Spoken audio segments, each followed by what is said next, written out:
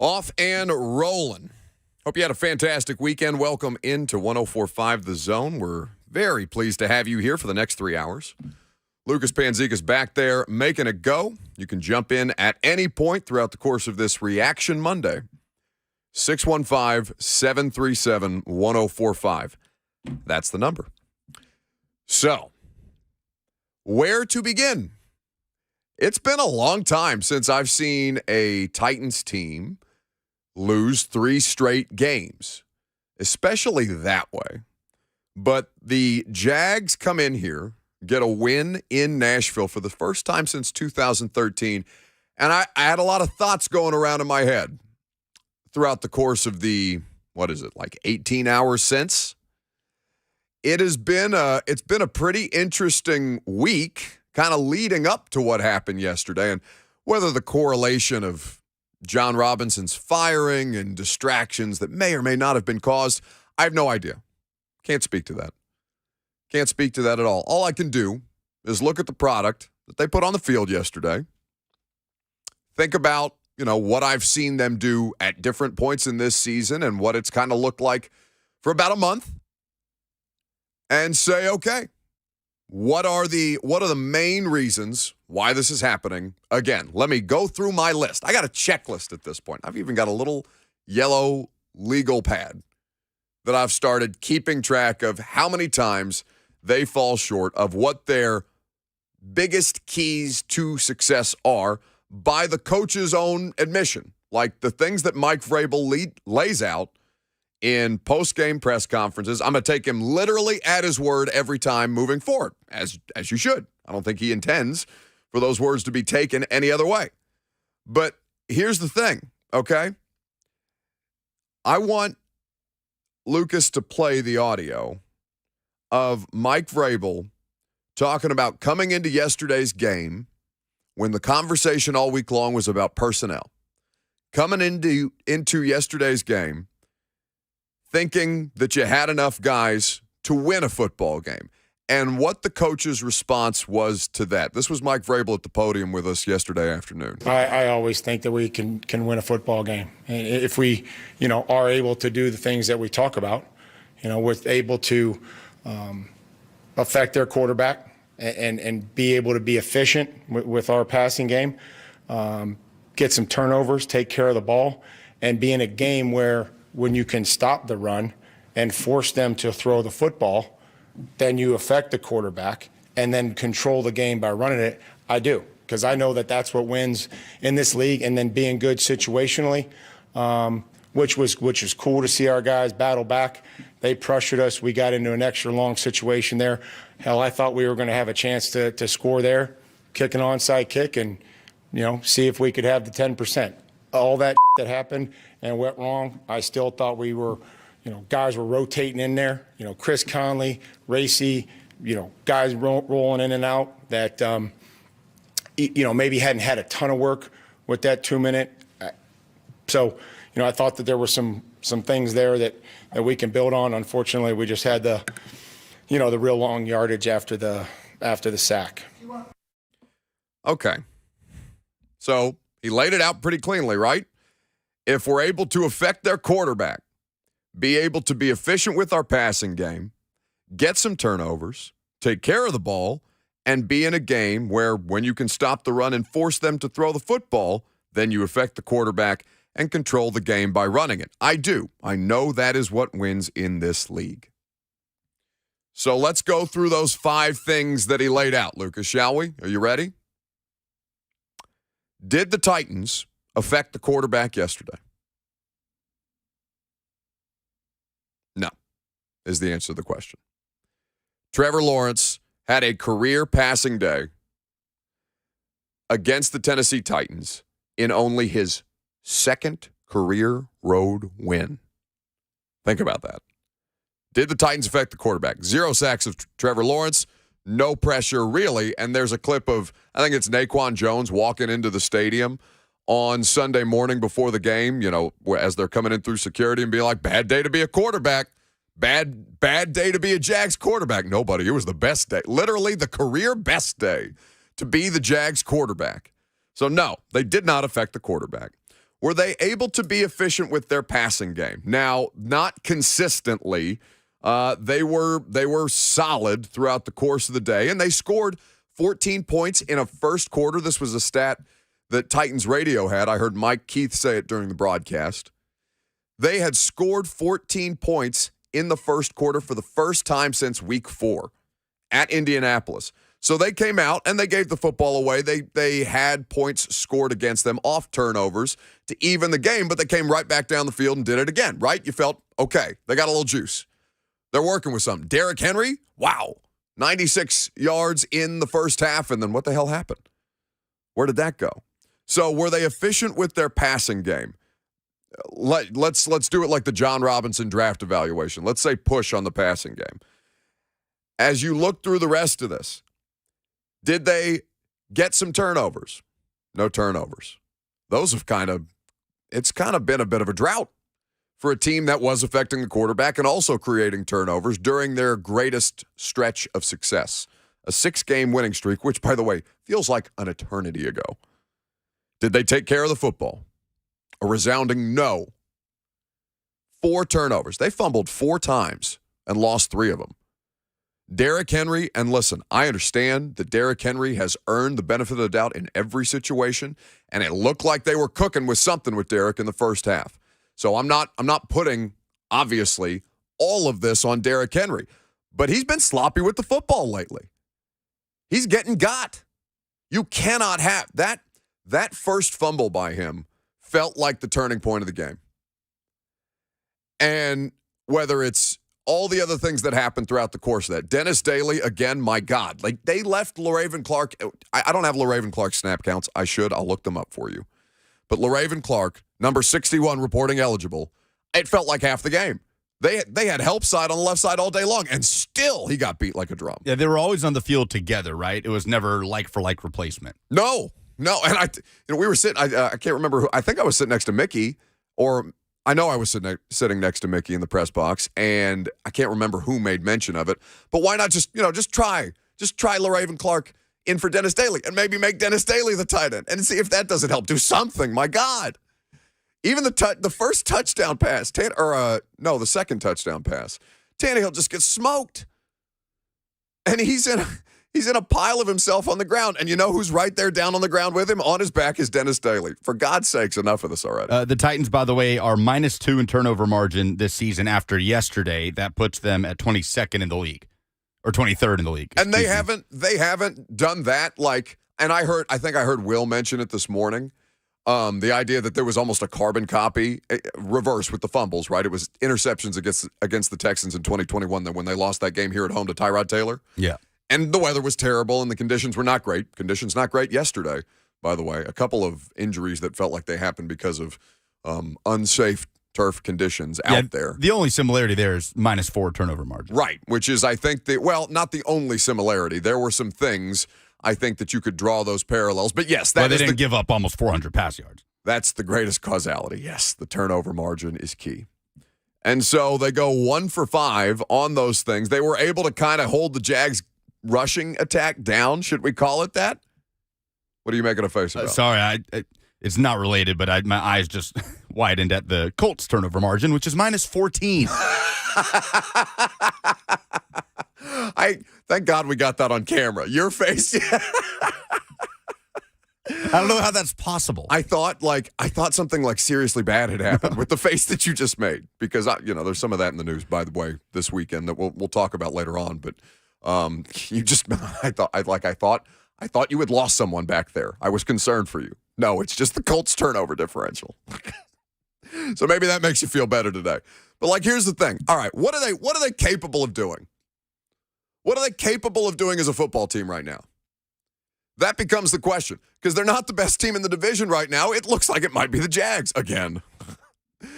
Start of the season, I have no idea how this is going to finish. I mean, you look at, it's not just the AFC South, like the NFC. The NFC South is just as equally a bleep show at this point. And by the way, credit to Steve Wilkes with the Carolina Panthers, who's kind of getting them back in the playoff race, which is crazy, even though they're 5-8.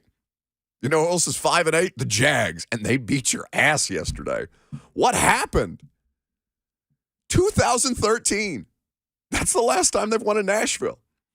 And like, Will and I were trading places this morning as we trade on-air shifts every day around here. And he said, we've reached the point of apathy as opposed to rage with Titans fans at 7-6.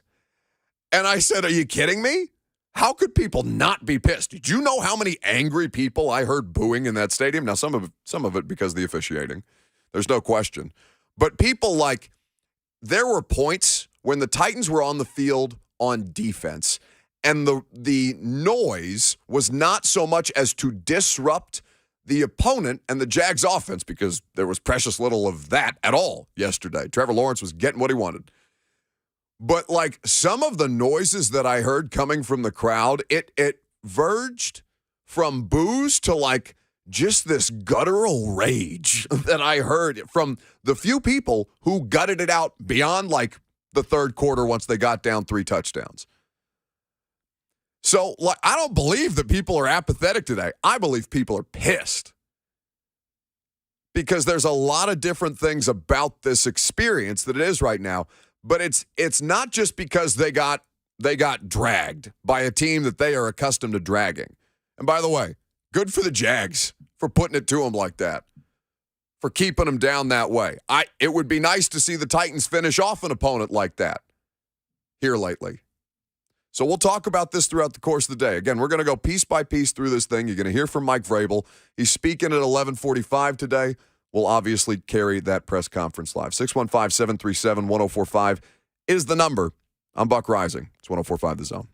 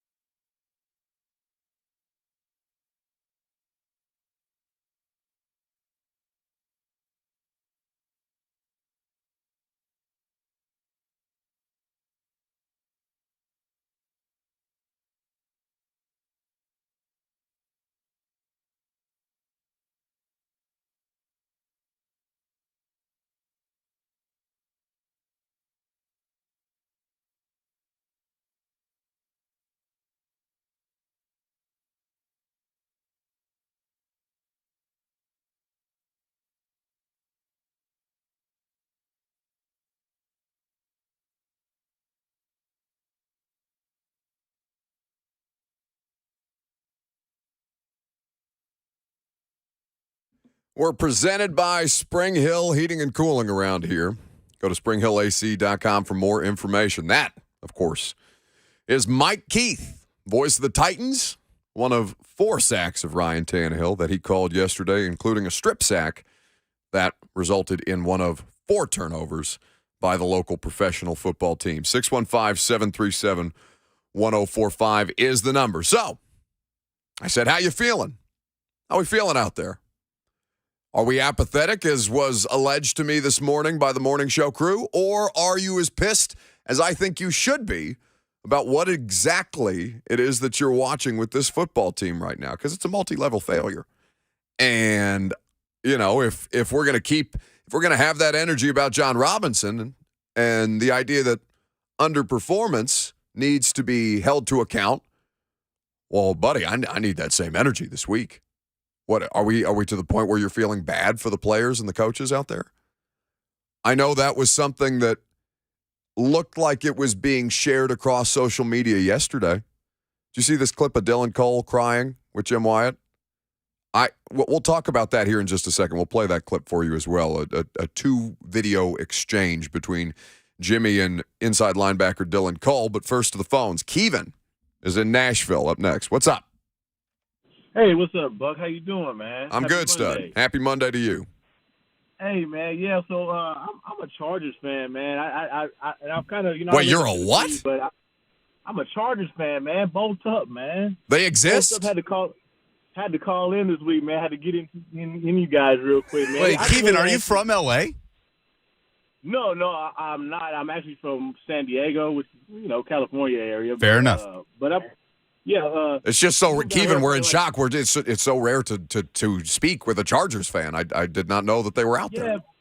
Yeah, man. I've been a Chargers fan since the LT days, Antonio Gates, those early days, Sean Merriman, all those guys. Okay, I got you. Yeah, man. We kind of gone through the same thing, the Titans and the Chargers, just being like injuries all year. And I just want to say, I seen what Trevor Lawrence did, man. I just want to know what you think Justin Herbert's going to do to you guys.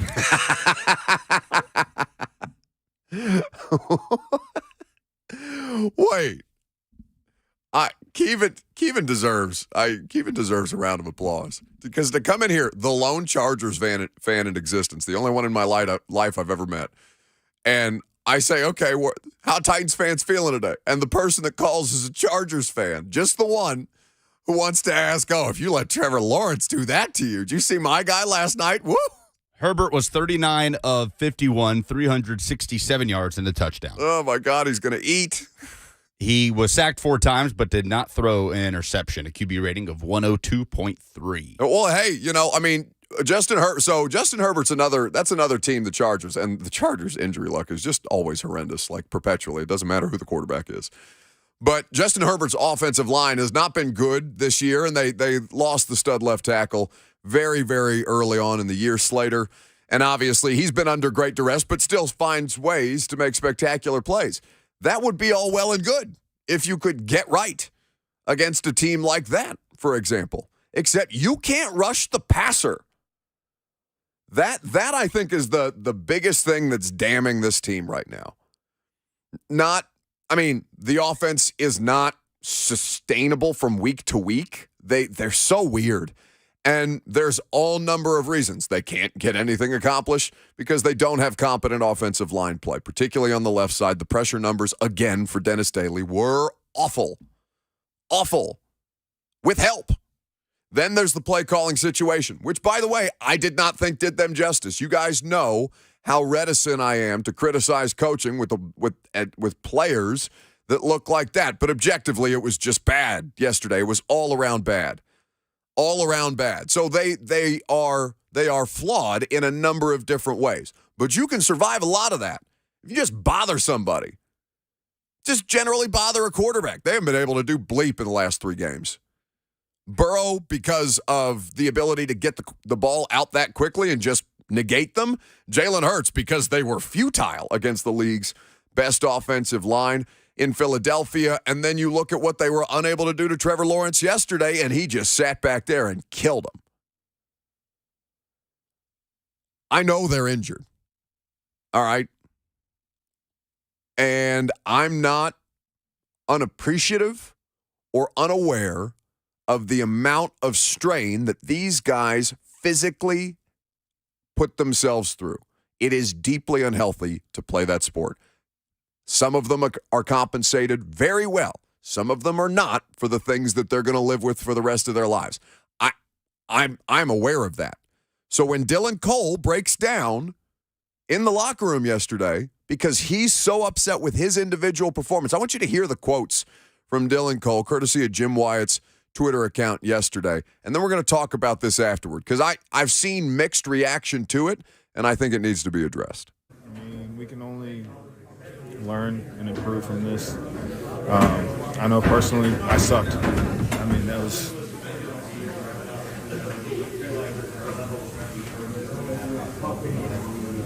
I sucked today. So just embrace it and then learn from it and improve. Like, I apologize so much.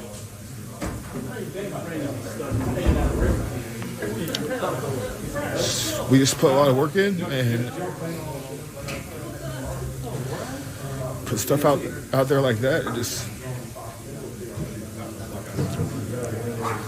It doesn't justify the work that we put in, and it hurts. It doesn't justify the work that we put in. I've no question that football team and those players and that coaching staff care very much about what it is and how much they put into their jobs. I have no doubts about that in my mind whatsoever. I just think we've reached the breaking point. I really do think it's as simple as that. Their whole ethos is built on overwhelming people, and they can't bother anybody. Even when they get the Derrick Henry game. I mean, it felt like new life, a pulse had been reinvigorated into that offense. And they just completely sabotaged themselves on the offensive side of the ball. Defensively, they can't get stops. This was, at one point, a top 2 third down defense for a good portion of the season. And for as miraculous a thing as it was last year that they did, which is achieve the number 1 overall seed despite the record-setting number of injuries. There's a reason that stuff is almost impossible to repeat. I think they're doing everything that they can, and I just think they're not good enough. So we'll see how they respond. I came into yesterday's game, and I don't know if you kind of felt like there was weird energy all week long. I mean, why shouldn't there be? It was a weird week. They fired John. That sends ripple effects not just through the organization locally, but throughout the course of the entire league with people trying to figure out what the hell just happened here. This is not normal behavior. Now, how much that impacts it, again, we have no possible idea, and that's probably more on an individual basis than it is collectively that you can speak to. Mike Vrabel said he thought they had a good week of work. In fact, this was Mike Vrabel talking about the idea of distraction yesterday and how much it did or did not impact what the team was able to do. There was just not a well-executed play. Clearly not a well-executed play. No, Joe, I felt like we actually had a good week. I thought that, Friday there was energy. Saturday there was a volume around the building. I mean, I think the way that we started the football game and what we did was positive. We just didn't do enough there once we got into the game with the turnovers and our inability to affect the quarterback and to make them earn it. All those things that we try to preach each and every week. So he's saying, they felt fine. And again, I think it comes back to what is this team actually capable of accomplishing?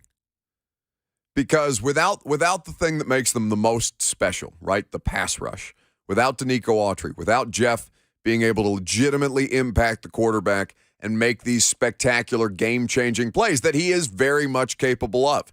They did well. They matched hands on a couple of plays. They were able to, affect Lawrence's arm angle and force some incompletions, and then it just kind of faded. And I know Jeff, again, had to come off for a play, but this is the kind of stuff that I think is really at the crux of the situation. Like, have they reached the breaking point as far as the injuries are concerned? And is this team just, at this point, winning games in spite of itself, or losing games in spite of itself, with no real forward trajectory. Because this whole crossroads conversation after Philadelphia, I really did take him at his word, Vrabel. And I usually do. Sometimes he's working around stuff that obviously they're not going to openly volunteer to media unless they slip up or something like that. But like the whole crossroads conversation, I think it's the same theme, right? How do they approach their jobs? Because this is, they can commit to giving the best versions of themselves in every way possible, that they do those things and hope that will affect positive change. But again, that's not quantifiable, and you can't hope doesn't help you hang on to the football after you catch a quick pop pass from Ryan Tannehill to Derrick Henry and you give the Jags all the momentum forward in the world. What are the biggest differences with this team versus the one we saw in Kansas City? Because that team in Kansas City was completely hamstrung, especially on the offensive side. No receivers. Right, but personnel-wise, defensively, what's different other than Danico? Well, I mean, you could go through. David Long did not play yesterday. Christian Fulton did not play yesterday. Trey Avery, who has been playing decent football, I don't think he played a ton in Kansas City, but he was not playing yesterday. Like, defensively, they are shot. They are shot. Jeff's out there, fine. He can't do anything. Bud Dupree is out there. He made some decent plays. He was in the backfield early on. And then things just got away from them. They could not get consistent pressure. They could not get consistent pressure. Lawrence would just duck out of the pocket and run. I mean, there were a couple opportunities where he used his legs, and he'd just kind of manipulate things, dip and dive or whatever, and then get the pass off to Evan Ingram, who, oh my God, they can't cover.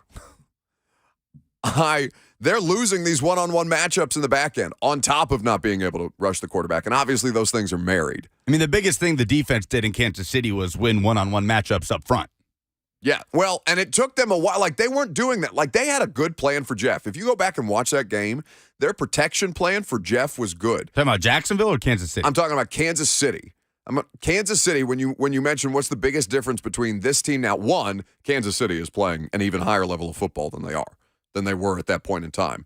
Like, they were not using as much 2 and 3 tight end sets because they've really figured out something to create these matchup problems. And this dude, I mean, I don't know if you saw some of the throws that he made yesterday. Yeah, he was ridiculous yesterday.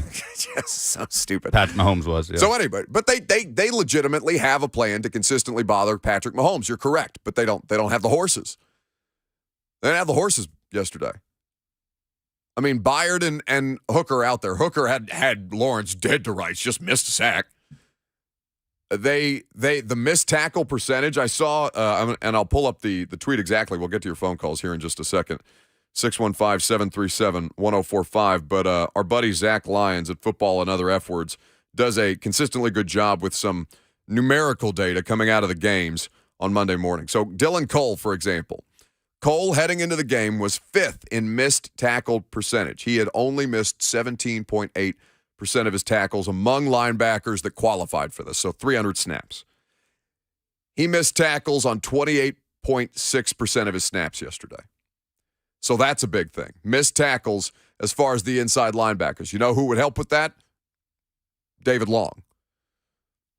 You have a situation, I mean, obviously they go on to mention Daly's situation maintained his pace of roughly 1 pressure every 9 dropbacks is what that dude's giving up right now on the offensive side of the ball. Again, he's not the only issue, but what can you do with that? Chuck is in Clarksville. Hey, Chuck. You hit the wrong button. I hit the wrong button. Hold on, Chuck. We don't have the horses right now. And right now, I think, when you look at Jacksonville's team, how many first-rounders were playing yesterday on Jacksonville's team compared to what we've got on the team right now? I mean, their personnel right now, when you look at it, it might be just a little bit better.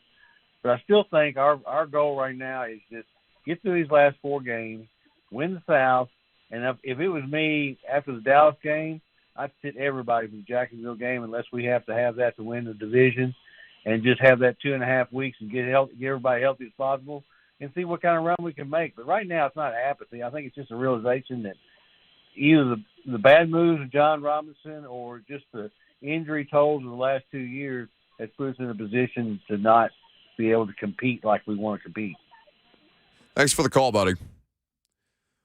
Yeah, I mean that is at the core of this thing, right? And you know, I would love. Do you think John watched the Titans game yesterday? Do you think just out of morbid curiosity, flipped on Titans Jags? I don't know. I don't have the answer to that question. Yeah. It'd just be purely speculation. Yeah. On our point. Yeah, I'm sure there's enough investment there. Yeah, no, Like emotional investment. Yeah, I wonder what the thought. I'd be fascinated to know what the thought process in a situation like that is, because that was our whole thing all week long. Okay, you've done this thing, but now what? Like what are you doing about this year's team? Can anything be done about this year's team, or is Ryan Cowden just the patsy, going to ride this thing out, and then you figure out who you actually want to be the general manager, and you draft a left tackle, or you do whatever you're going to do with Taylor Lewan in the offseason and pay Jeff Simmons, or are you not going to pay Jeff Simmons? Are you going to be that person who walks into that job? All these 7,000 different questions, but I would like to know what was going through John's head in particular yesterday. So what do you tell the players in that situation? What do you tell the players if you're Mike Vrabel? Well, we asked him that question yesterday. The first 3-game losing streak since his first season, 2018 at this point. What do you tell the players when you've already done the crossroads thing with them at this point? That's not what we have. And basically the answer, what did the players tell? I read the wrong. Mm-hmm. I was really ramping up to that. I felt like I had something going there. I felt like I was the Titans down 3 touchdowns. The question was what players today, essentially what the performance told him. Yeah, after you do the crossroads thing at the podium in Philadelphia, and you give that message both internally and externally. Okay, you come out and get run by the Jags. What does that tell you about your team at the crossroads? Well, there's a lot of good things out there today. We moved the football, got some stops early. I thought how we came out and played early was positive. Not good enough with the turnovers. Not good enough to start the second half defensively. So we'll have to get a lot of those things corrected. First time you lost 3 in a row since your Anybody else here? 6th, 7th game. How much maybe, Mike, you make it more difficult moving forward by not being able to win this game today? Moving forward, I mean, it's about consistency in this league. I mean, whether you win or you lose, and unfortunately we lost. But it's about finding a level of consistency that we show up tomorrow ready to, make corrections and be honest and try to get things fixed so that we can, move forward and prepare to win a football game. That's all we do, whether we win or we lose. He hit him with anybody else out there. 615-737-1045. We'll continue to take your reaction. Mike Vrabel, again, will speak to the media at 11:45 today. We'll carry that press conference for you live after the head coach has had the opportunity to watch the game tape. I'm Buck Rising. It's 104.5 The Zone.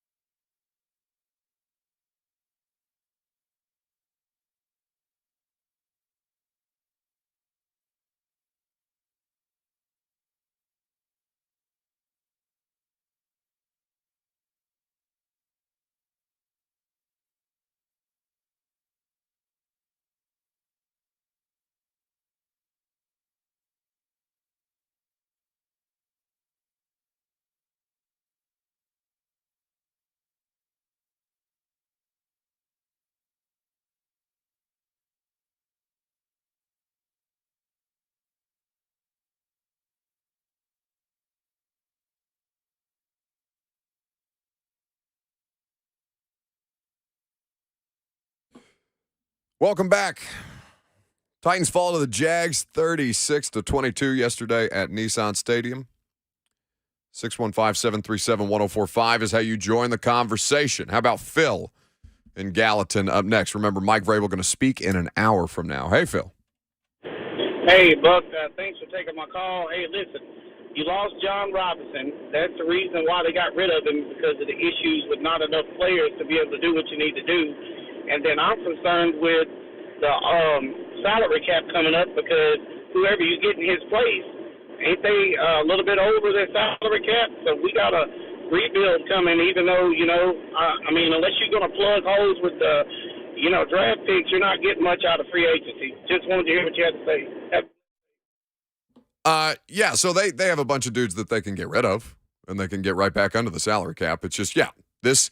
So do we consider this is the last year of what the Titans have looked like primarily through this run, right? Like this stretch of 2016 through 2000 through present day.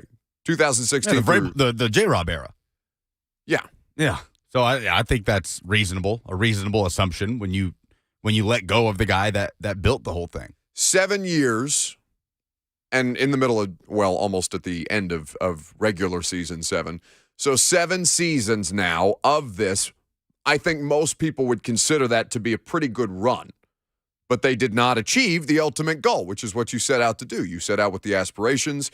There's a timeline to this thing. You're building up to the point where you feel like, okay, I just need a couple of different pieces and parts. You get into a situation where you feel like you can plug some things up and just roll with it and hope that you've got enough skill and talent and the luck that you sometimes need, that you often need, to make it legitimately to a Super Bowl. And they had that in 2019.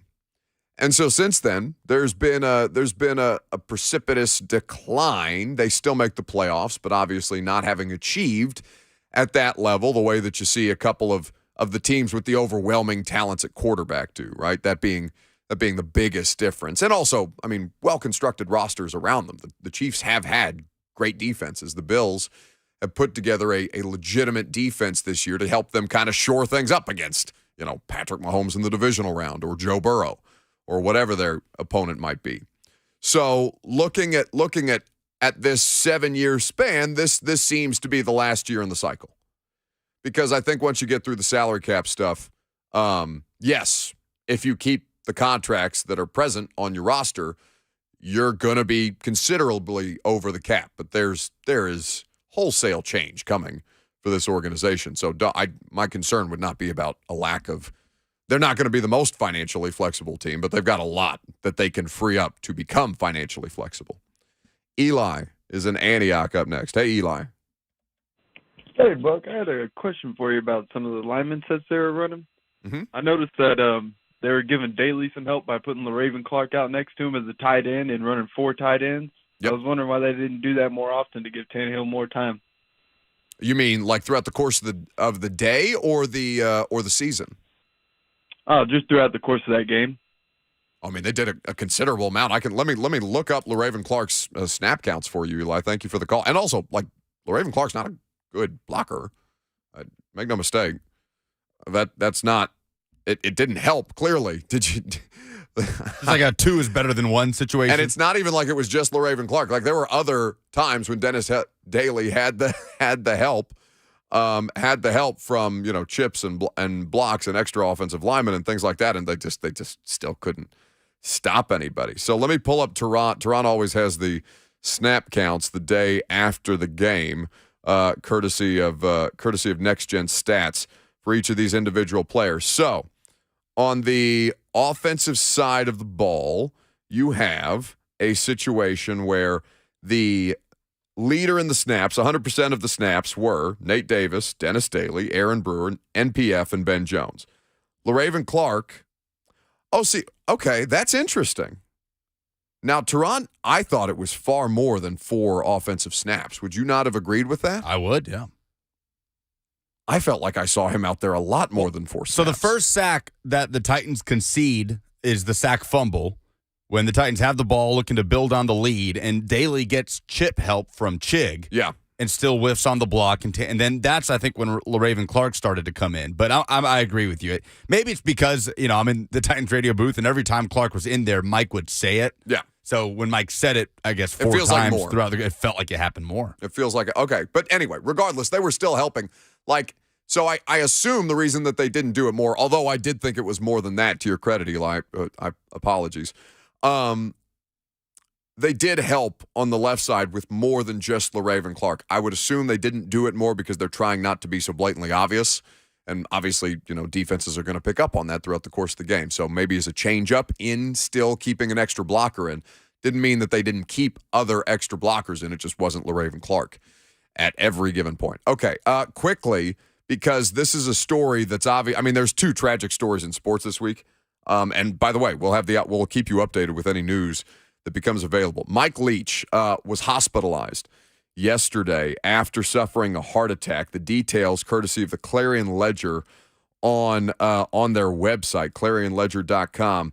So this has become a very, very serious situation. He was in his home, suffered a heart attack. He was then airlifted from the University of Mississippi Medical Center and was taken to a facility about 90 minutes away. He is currently he's not been in what is considered stable condition. It's believed that he's suffered seizures in the middle of this as well and may also have brain damage as a result. They are unclear, but he's been on very, very medically, very heavy medically support systems to kind of keep him going. And it sounds like he needs a bit of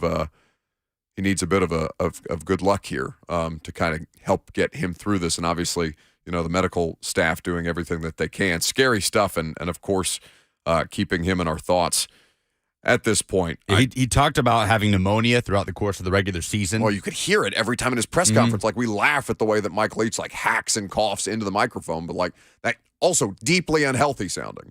Yeah.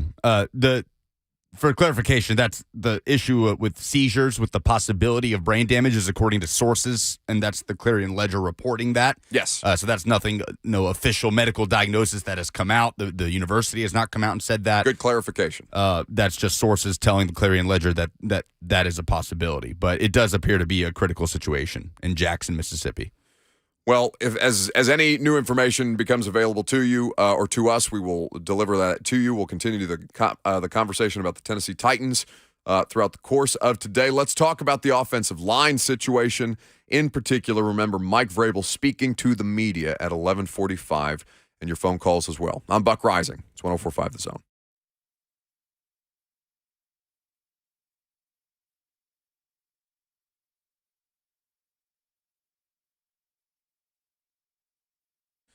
Superbook Sports, that's where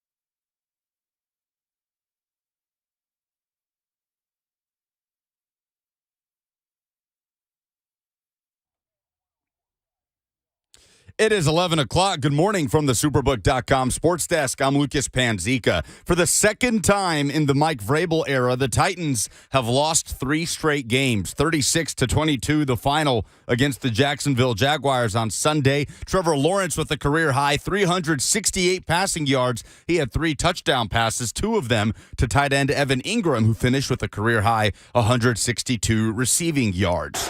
Lawrence, under pressure, fires toward the end zone, and Ingram has it for a touchdown.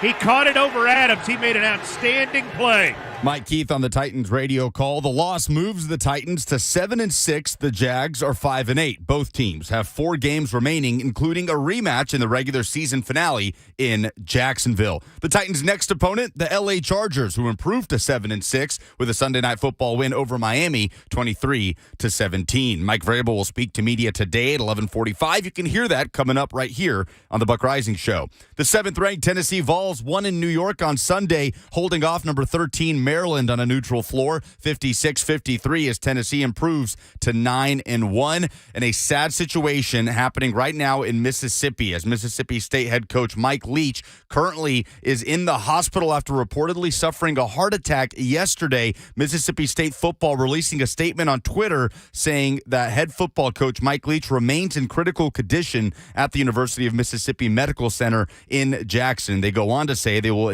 issue additional information via social media when it becomes available. For all your foundation repair and waterproofing needs, visit USSTN.com. Breaking news at once on your home for the Titans and Vols. This is 104.5 The Zone.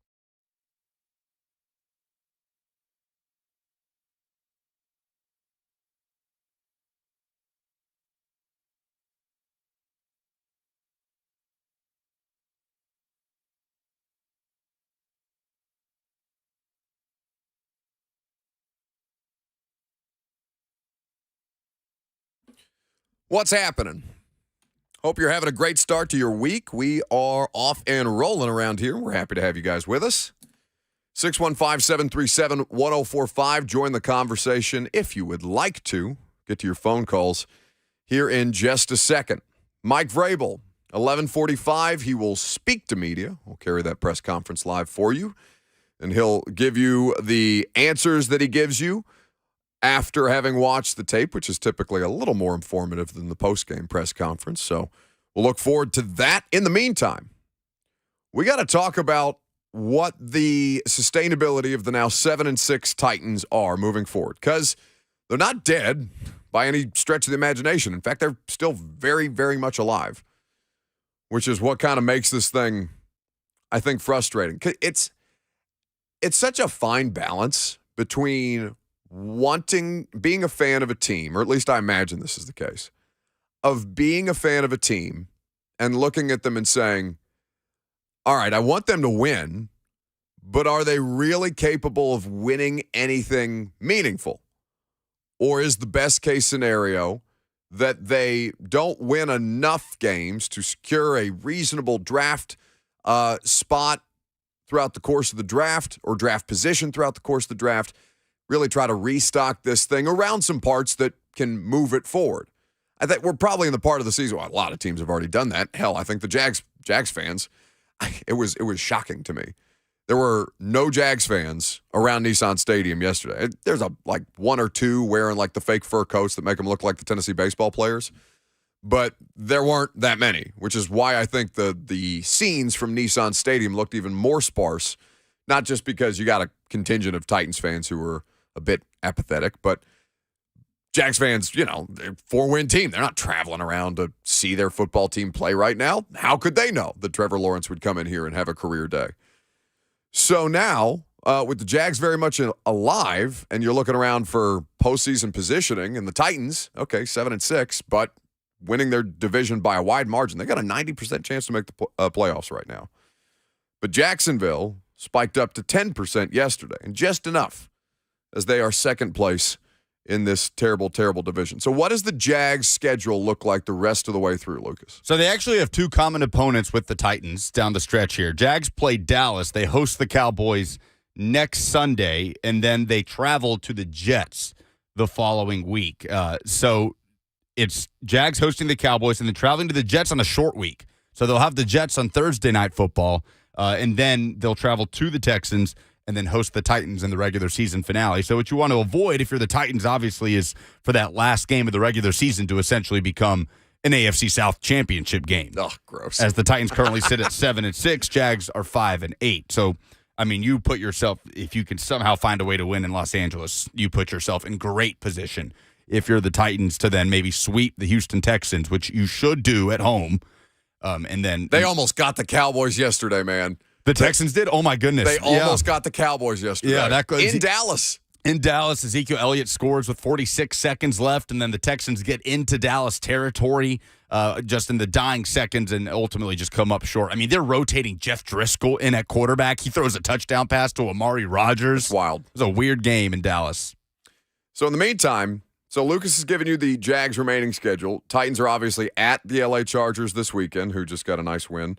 The Texans are here in Nashville, as he said, for Christmas Eve. They got a short week for the Dallas Cowboys, a game that impacts record, if nothing else, at this point, as you jockey for postseason position, trying to hang on to the division lead. And then, can you imagine, it doesn't say what network is going to have Titans-Jags at the end of the year yet.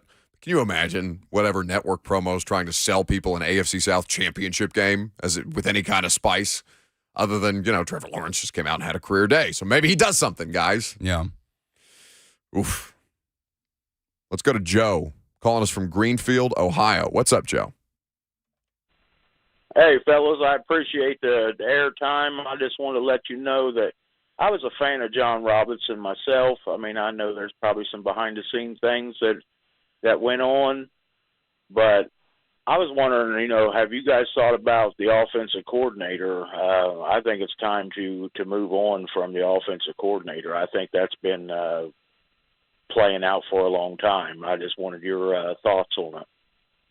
Thanks for the call, Joe. So I really don't think he's going anywhere. At least for this season. Like, do I think they benefit from? But see, here's my thing about the whole Tim Kelly thing, right? Like the ghost of Tim Kelly, who, by the way, I've never talked to. I've seen him walk by and work with tight ends because that's what he does in the open portion of practice. Like, I have no idea anything about Tim Kelly other than what he looks like.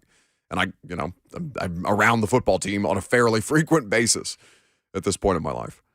So, like, the idea of firing Todd Downing, if that's the path that you choose to go down, and replacing him with Tim Kelly and thinking that's going to affect meaningful change. Can I give you the numbers on Dennis Staley? Again, this is not a defense of Todd Downing because I don't think Todd had a good day by any means. But John Glennon of Sports Illustrated had that. Well, rather, Pro Football Focus had this, but Johnny tweeted it out for people to see on his social media timeline at Glennon Sports. An offensive line spotlight blurb from the Titans-Jags game. Dennis Daly continues to be a clear weak point when evaluating the Titans' postseason hopes. Daly was charged with 6 pressures allowed, including 2 sacks on Pro Football Focus's initial review of the game.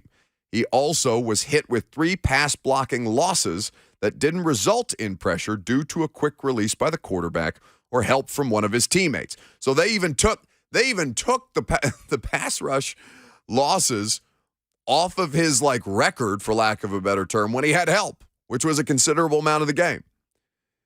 Daly came into this week with an 11.7% pressure rate allowed at left tackle. It is the worst in professional football this year. It literally doesn't get worse than Dennis Daly. And he's still out there doing it. Now, who makes the decision to leave Dennis Daly out there? Well, ultimately, that comes down to Vrabel.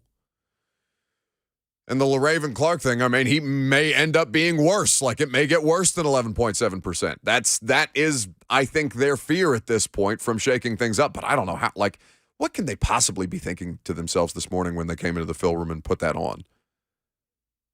Because, Philadelphia was bad, but this was really bad. Lucas, give me the pressure stat from the Jags coming into this week again, the one that you brought up several times throughout the course of the week, which spoke to the Jags' defensive drop-off and their inability to generate consistent pressure without bringing additional rushers. Yeah, well, they were top half in the league essentially in amount of blitzes this season coming into the game. They had blitzed 118 times on the year, which was among the most in the NFL, but they were bottom 5 in actually generating pressure and actually getting home with sacks, and they end up with 4 sacks yesterday. Not great, Bob. So as people continue to call for the offensive coordinator's job, like Tim Kelly is also responsible for coordinating this offense. I just, I don't know how big a deal that is. I've never worked on a coaching staff. I can't speak to that specifically. Maybe I'm trying to think of who we could call, Lucas, that would be able to give us some insights on that, because I don't want to speak ignorantly about something that I don't have personal firsthand experience with. Like, would there be a shakeup? Sure. Does changing the general manager in Week 14 cause some kind of shakeup? Sure. But what that exactly is internally, without having somebody with the life experience of that, I can't exactly say. And by the way, Jags are still bottom 4 in the league in sacks. After yesterday. After getting 4. Yesterday, they went from having 19 on the year to 23. God. John in Nashville is next. Hey, John. Hey, sir. Appreciate the call, taking it. One thing that I want to ask you, I have not heard very much talk about scouting and the scouting department. We talk about Vrabel says he's coached his butt off, and it's just the inability of the players to well, that's not exact phrasing. That's not exact phrasing. He always does the coach better, play better thing. And also, I mean, John, the general manager just got fired for the head of the scouting department got fired. Well, that's what I'm talking about, is they're not going to make a change. I'm asking, what is our plan each or before the season to look for the talent? I mean, you look at New England. They find people out from under a rock that become Super Bowl players. And I know one player is not the Super Bowl, but it just seems like our scouting department is out in left field and nobody will throw them the ball. I'd like you to talk about it and just with an open mind about it. Thank you very much. I sure will. And we'll do that coming up next, John. Thank you for the call. We'll also take your phone calls on it. So we'll talk about what he's implying about the scouting staff. And the example that I think he used is an interesting one, the Patriots. And obviously there's some parallels to be drawn between these two organizations. So that's coming up next. Your phone calls as well. Mike Vrabel at 11:45 on Buck Rising. It's 104.5 The Zone.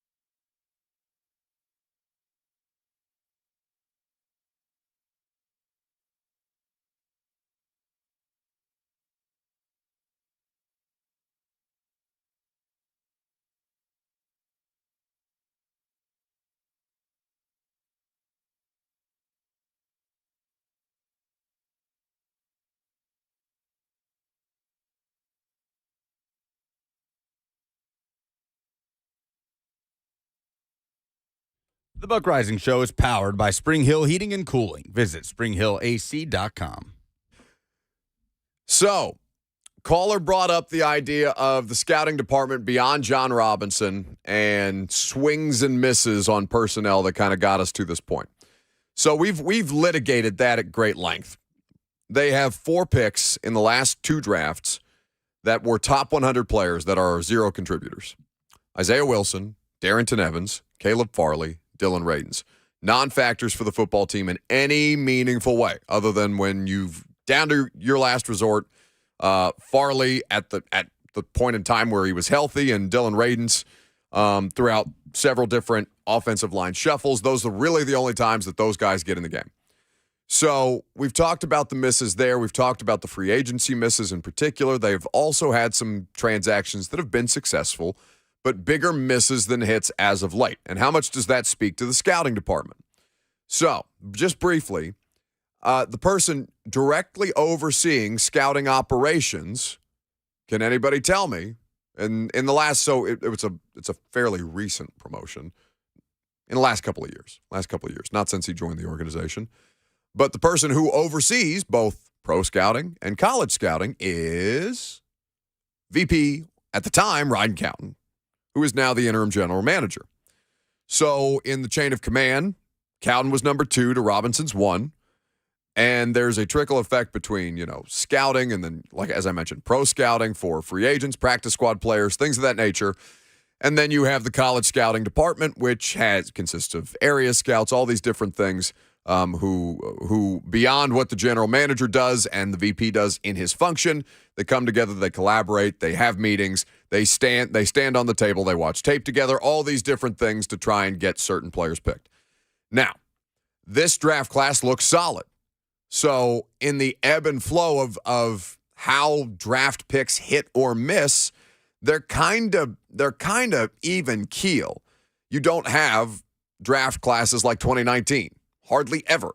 There are a few organizations that have that kind of a hit rate. 5 starters and 6 picks is not something that's terribly common. You also appear to have a draft class now where there's a consistent amount of starting talent coming out of this draft class right away. It's just whether it's good enough to kind of put this team over the top, given the last 2 years of misses.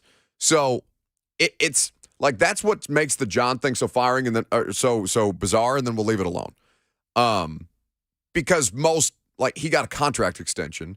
He had done well enough based on league average general manager to earn a contract extension. I thought he was going to get the opportunity to draft his own quarterback at some point beyond Ryan Tannehill, and that is what I most associated the extension with. He did draft a quarterback. Did he not? That's not an NFL quarterback right now. No. It was never the plan for it to be an NFL quarterback right now. His designation on the roster is that of quarterback, yes. But can he perform the function of an NFL backup quarterback? No. Not at this point in time. So, yes, he did draft a quarterback, but one who's actually meaningful in the grand scheme of things. But, I mean, to draft a franchise quarterback in the NFL, largely, yeah, you're talking about a top 5, top 10 type of pick. Buddy, what they need to kind of regroup at some point, like in the life cycle of the contracts. They have peaked. They have peaked as a roster construction entity. So now this year felt like a quote unquote soft reset, where you let AJ go. Okay, you try to get draft capital, you free up some cap space. Jeff Simmons, a core piece, you want to keep him. You're finding different money for him and Harold. Maybe David Long. They paid Amani Hooker. I don't know what they're going to do with Nate Davis, but given the offensive line, you can't exactly afford to let that guy walk right now. At some point, they're going to have to reconfigure that thing. So in the life cycle of their draft process, yeah, this felt like a little bit of a soft reboot. And if they win the division out of it, gravy. It felt like he was going to get his opportunity to do that soft reboot into whatever the next phase of the Tennessee Titans looked like. 4 years, 2027 is the contract extension. And he's making that money either way now. So I think that is the kind of thing that what made it so surprising is that all the signaling initially was, all right, this is our guy moving forward. He gets to continue to usher the franchise into its next phase beyond the phase that he just brought them through. I just wonder if that phase would have meant drafting a quote-unquote franchise quarterback. Because if you get down bad enough, yeah. Yeah, if you get down bad enough, which then that's indicative of whole other problems when you bottom out in a way. Because the Titans, I don't know. With this division, the Titans were not in a situation where they were looking like they were going to pitfall into having a top 5, top 10 pick anytime soon. Right. But it happens. Like, it's cyclical that way. They 7 years is a really good run. They didn't win a Super Bowl, but 7 years is a really good run of consistency and winning by NFL standards. Yeah, I'm saying when it does happen, people get fired. Oh, when that type of thing happens. Sure. So I'm with you. I don't know that obviously he did get fired without even coming close to bottoming out in that way. Again, it makes the whole situation completely perplexing because the more that I asked questions of people about it, the more confused I got by why it happened. Like, it felt like, anyway, I don't want to talk about this anymore. It doesn't matter anymore. It's done. So, as far as the roster goes, yeah, soft reset for the Tennessee Titans, and, it's come back to earth a little more than it did in the middle of the regular season. And I don't think they anticipated it to be quite this jarring. So, we had mentioned that now the division is still up for grabs. So we have gone through the situations that would be required to happen should the Titans actually have to compete with Jacksonville for the AFC South, which they now do by nature of letting them win a game. They have another opportunity at the end of the regular season, week 18, to make that happen. So how can you go about a scenario that presents the Jags with an opportunity to overtake the Titans or at least win enough of the tiebreakers to make this thing count? So if you go to ESPN.com, it's probably the simplest way to do this. They have the standings there for you. They have it metered out by league, by conference, by division, and then obviously you can select the playoff situation. Titans, one of the first 4 teams in currently by nature of continuing to lead their division. Bills, Chiefs, Ravens, Titans after yesterday's results. So then you come down to this thing, and the Jags are now in the hunt. They're in the almighty in the hunt graphic. They win a tiebreaker, so they're over teams now by nature of having a division win, an AFC win, and a head-to-head win over a team within their division. They have tiebreakers now over the Raiders and the Browns.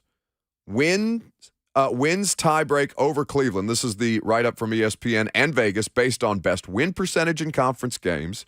Division tiebreak was initially used to eliminate the Steelers, who now would have, they've been vaulted down, even though they're 5-8 because Cleveland has a head-to-head situation. So now, here are the conference tiebreakers as you see them.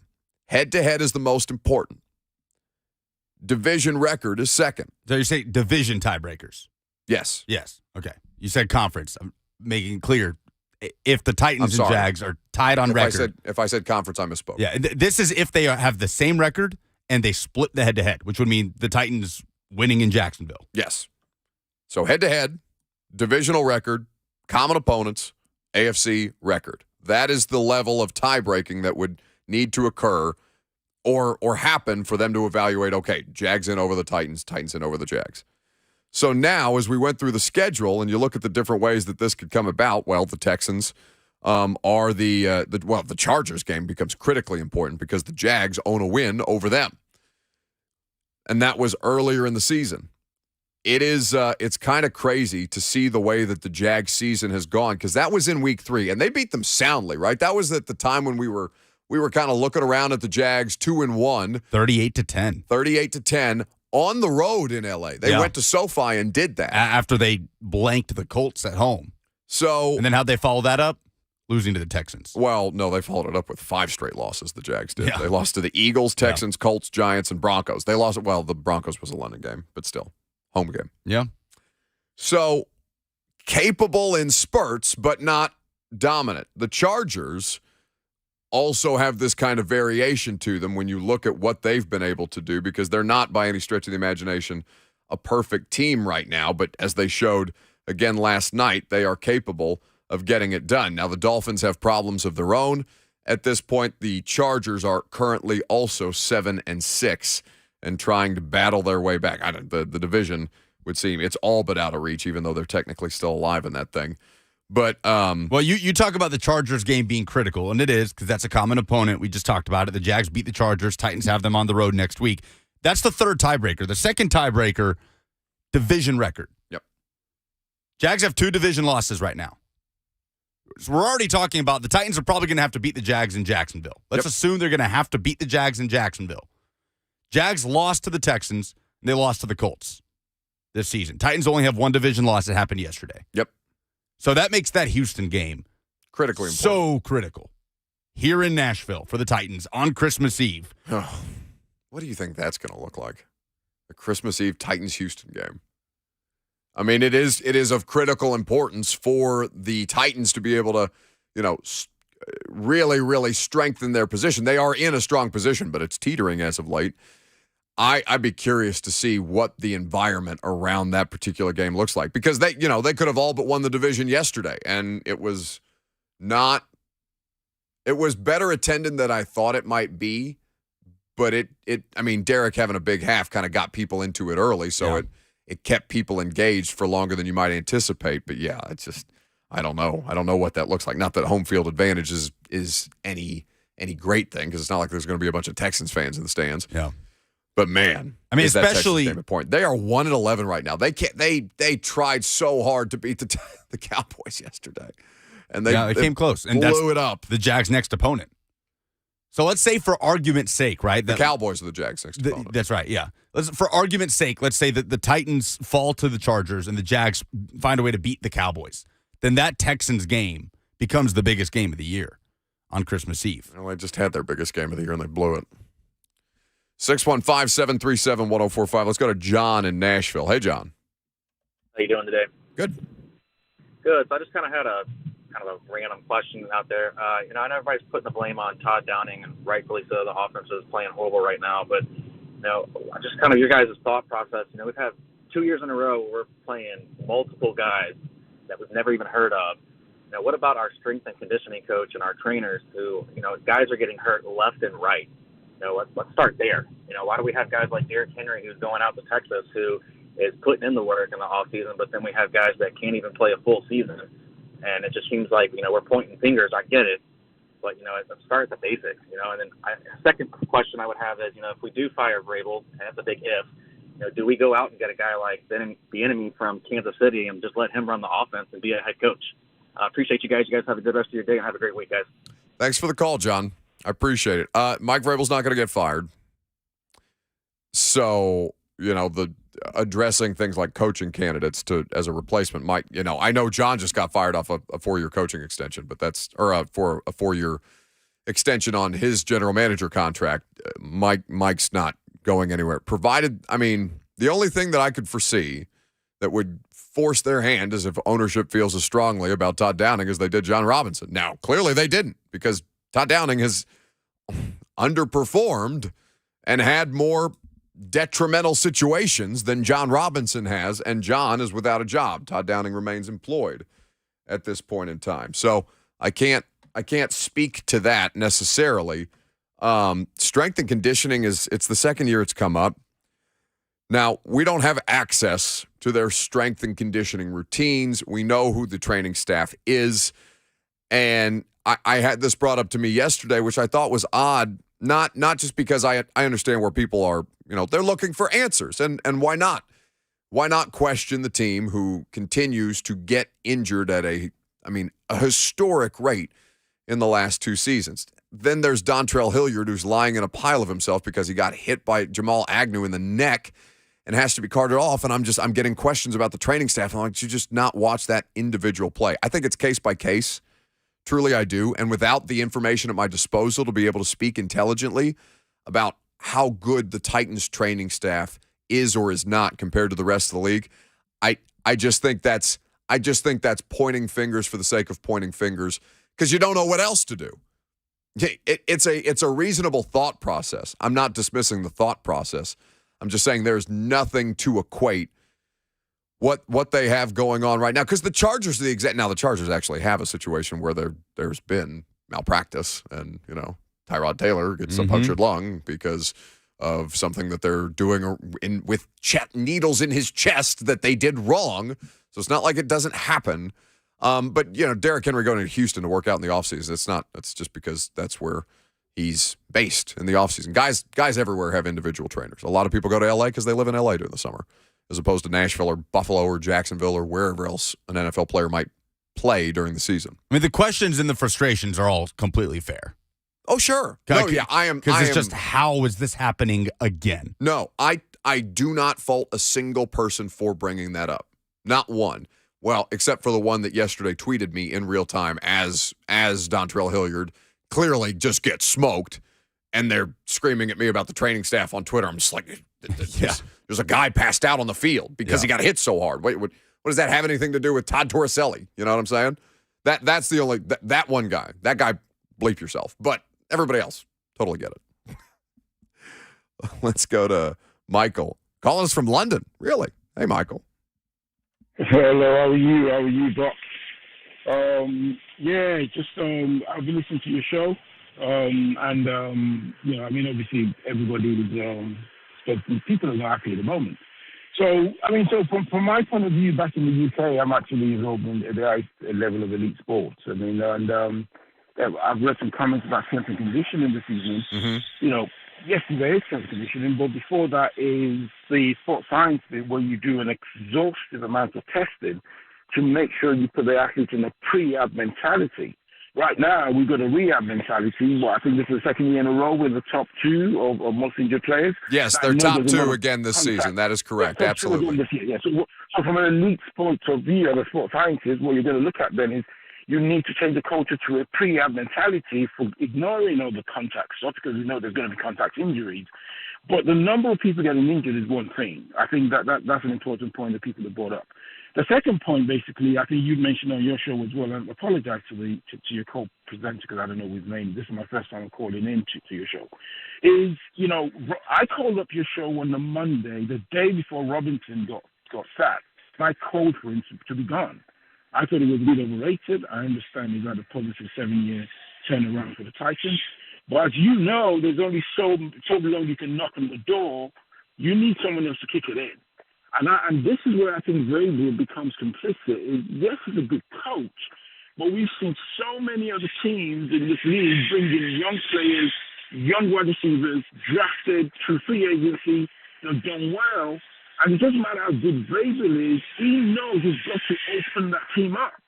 And everybody's now worked it out. We were laughing stock at the moment. And for the first time ever last week, I had to turn up at 28-10 because I just did not see how we're going to get back. And everybody now, do we really want to get into the playoffs? We know what's going to happen. And I just think there needs to be a total rebuild. I don't know what your thought is. And that includes.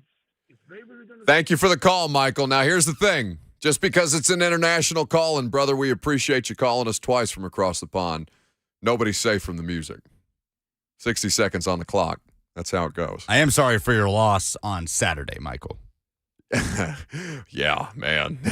they have to be going through it. Not coming home yet again. But here's the thing. Because Michael, see, that call I appreciate as much as any call that we've gotten, because he presented a different way of thinking than I think he had heard being discussed. Sports science, as much as the strength and conditioning, those are fair questions to ask about the process, right?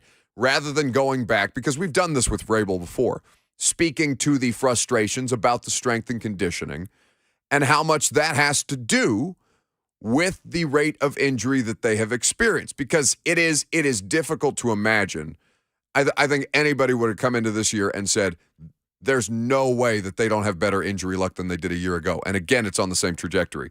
We will, in fact, I'm going to text somebody at the Mike Vrabel press conference, see if this comes up. Mike Vrabel will carry his press conference live. Coming up next, continue to take your phone calls.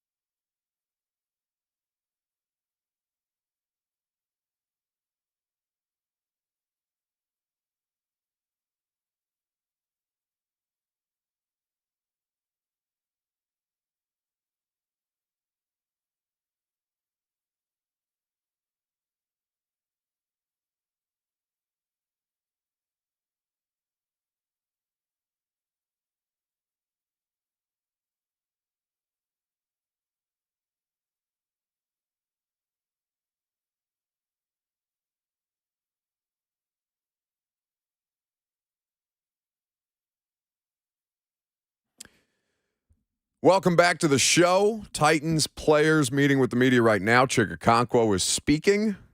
We'll go live to St. Thomas Sports Park once Mike Vrabel gets up and rocking. So it might be a minute. We'll continue to keep you updated as things go along. Chig obviously getting a big portion of the action. Jeff Swaim's snap counts have gone consistently down since, more good things happen when you throw to Austin Hooper and Chigakonkwo as of late. Again, a number from Zach Lyons, who had this. There were three numbers I liked from Zach's Twitter account this morning that I think are worth sharing with you guys. So I mentioned that, for example, Dylan Cole had a higher missed tackle percentage yesterday, far higher missed tackle percentage yesterday than he had relative to all season. He's been top 5 all season. Yesterday was among his worst performances, 28.6% missed tackle rate.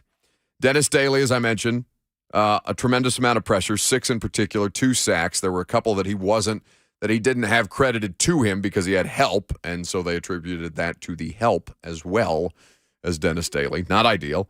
And then there's this, which is a good sign. Chig targeted on 25% of the receiving snaps yesterday.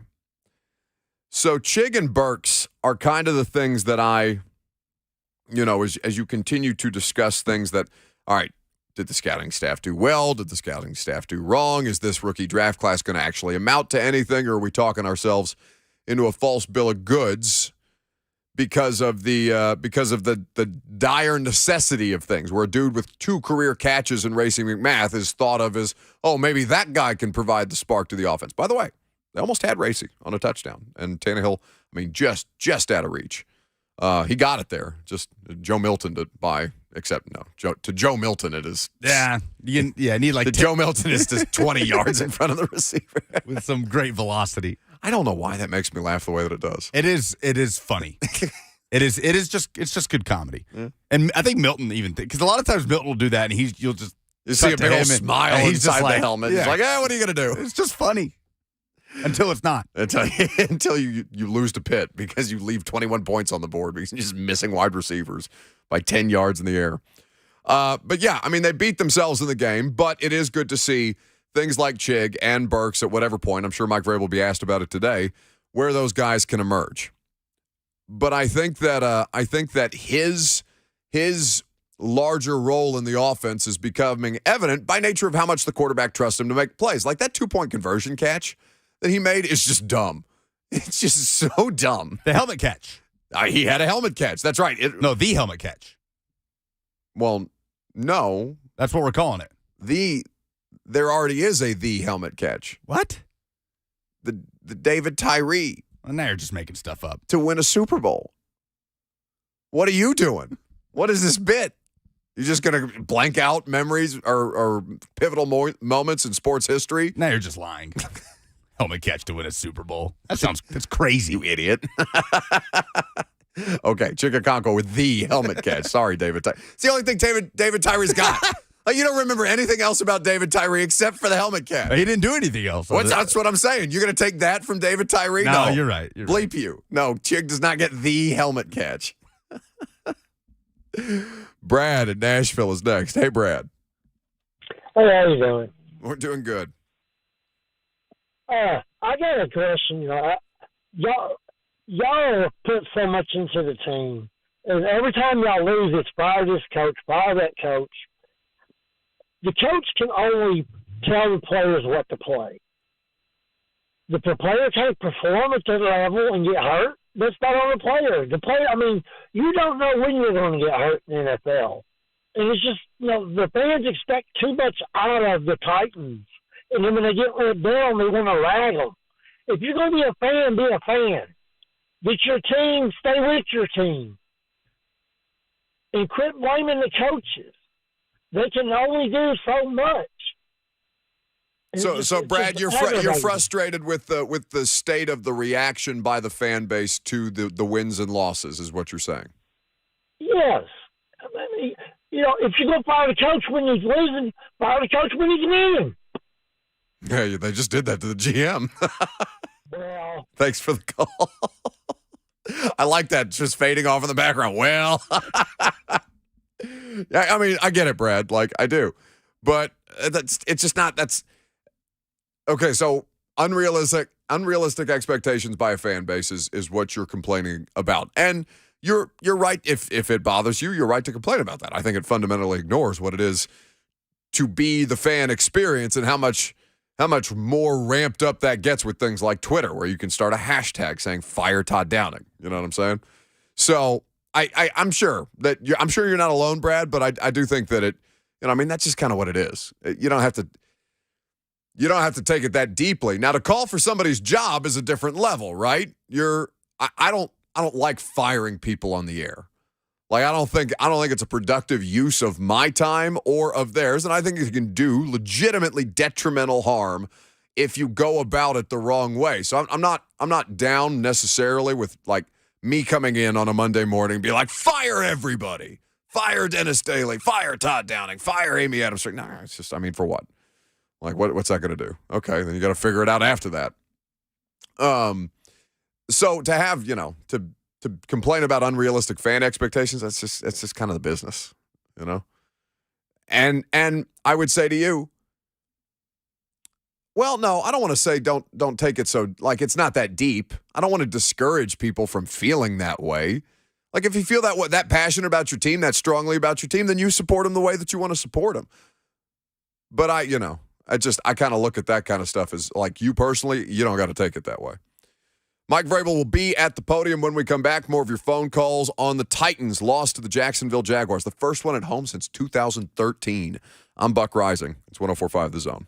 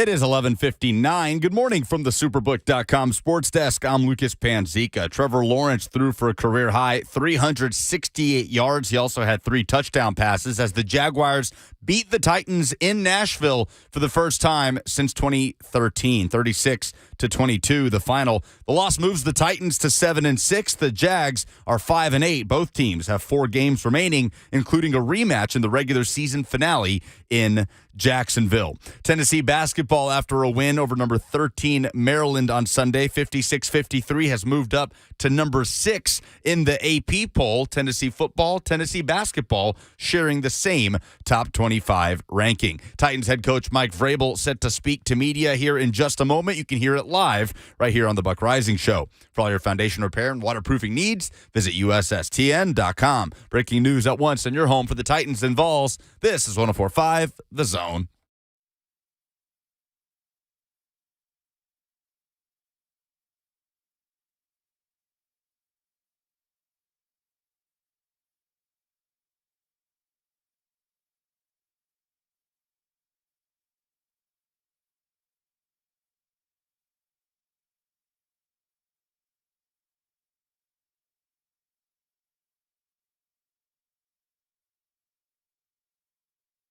Third hour on a Monday means the Titans head coach is at the podium. So I'm going to shut up, let Mike Vrabel do the talking. He's live at St. Thomas Sports Park right now. Whether it's those turnovers and sudden change, affecting the quarterback or not being able to affect their quarterback, not being good at the end of a half situationally, just those things where we have to be, whether they're not lined up but we're not ready to go, that would be another instance. So there's a lot of those things, and that's the challenge. It's not looking ahead to how many games we have left. It's, making sure that we eliminate bad football and that we find ways to go out there and play complementary, which we've done. Certainly haven't done it here recently. What type of character you want this time of adversity to show that this team has? Well, we all have a choice. We have a power to choose how we walk in here. I've said that, and how we approach this. Would like them to, all of us to make sure that we're doing our part. To fix the things that have to be fixed, to recognize the good things, to eliminate or fix the bad things, and then rid ourselves of the things that get you beat, which are turnovers and mistakes and just the things that happened yesterday, not playing complementary. Eliminating the bad football, is that something you can clean up on the practice field, meeting rooms? How do you? Well, I hope so. But you get to a point now where you're late in the season, guys are beat up. How much can you realistically practice? How many reps you can practice? How many bodies that you have practicing with? So I hope that it's a combination of both, Jim. I hope that it's a combination of, taking the meetings, and being able to walk through, taking the walk-through corrections and using the ones that we have in speed and practice and hitting them. There was, a lot of things that showed up in the game that, we fixed throughout the week. And then, unfortunately, there was things that we didn't, and we weren't able to hit it or use it to our advantage. Trying to gauge the overall physical well-being of your team. How much do you rely on the information that you have through, tracking devices and things these days? And how much is it you just like or don't like what you see on the field on Sunday? Well, you talked about management, and then you talked about the tracking, and then it was to what I don't like or like what I like. I'm trying to view as far as speed or. You feel like, do you say, based on the numbers we have, I expect we're going to be really physical and fresh and things on Sunday, and oh my gosh, we're not? Well, I think you try to view, the health of the team, about how they, each individual player, what they look like, what they feel like. Everybody's beat up this time of year. We have to try to do everything that we can do physically to get their bodies back. They have to do their part as well, and then manage practice, accordingly. How beat up is Jeffrey right now, Mike? Do you feel like that's been kind of dragging him down recently, the ankle? Well, Jeff's not at 100%. That's something that we've had to manage, and that, I appreciate his willingness to help us and manage it and get through and do everything that he possibly can, to get to the games. Along those lines, Danico was a guy that, really affected things, it seemed like, in going after the quarterback. Is he any closer to being able to I hope return? so. I hope he is. Could use everybody. I know you're a teacher first in a lot of ways. I was asking you yesterday, I did a bad job.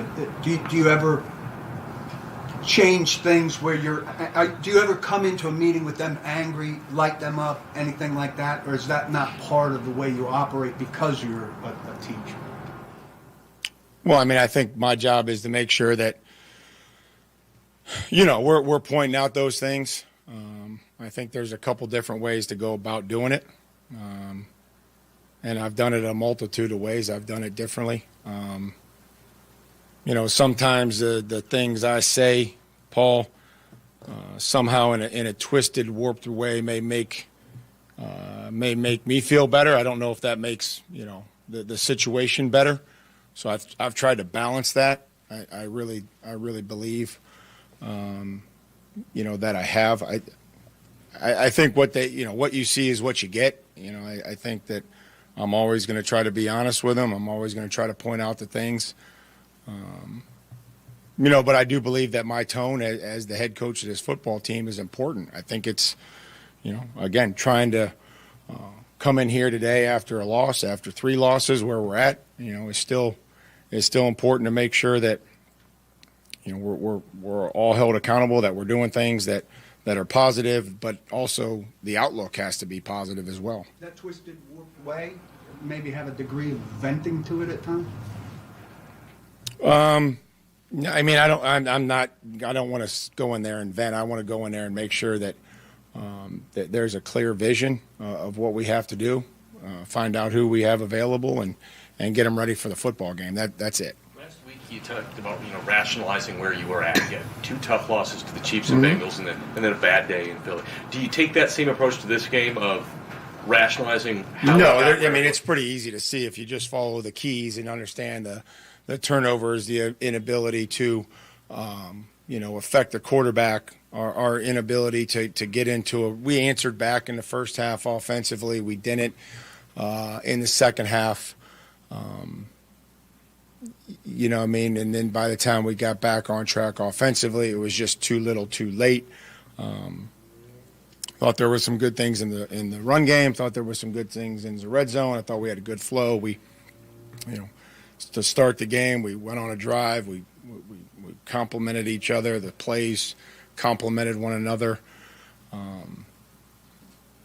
There's not a whole lot to ration. I think it's just reality of that when you do those things in this league, you have no chance to win. Yesterday, kind of what you envisioned when you drafted him?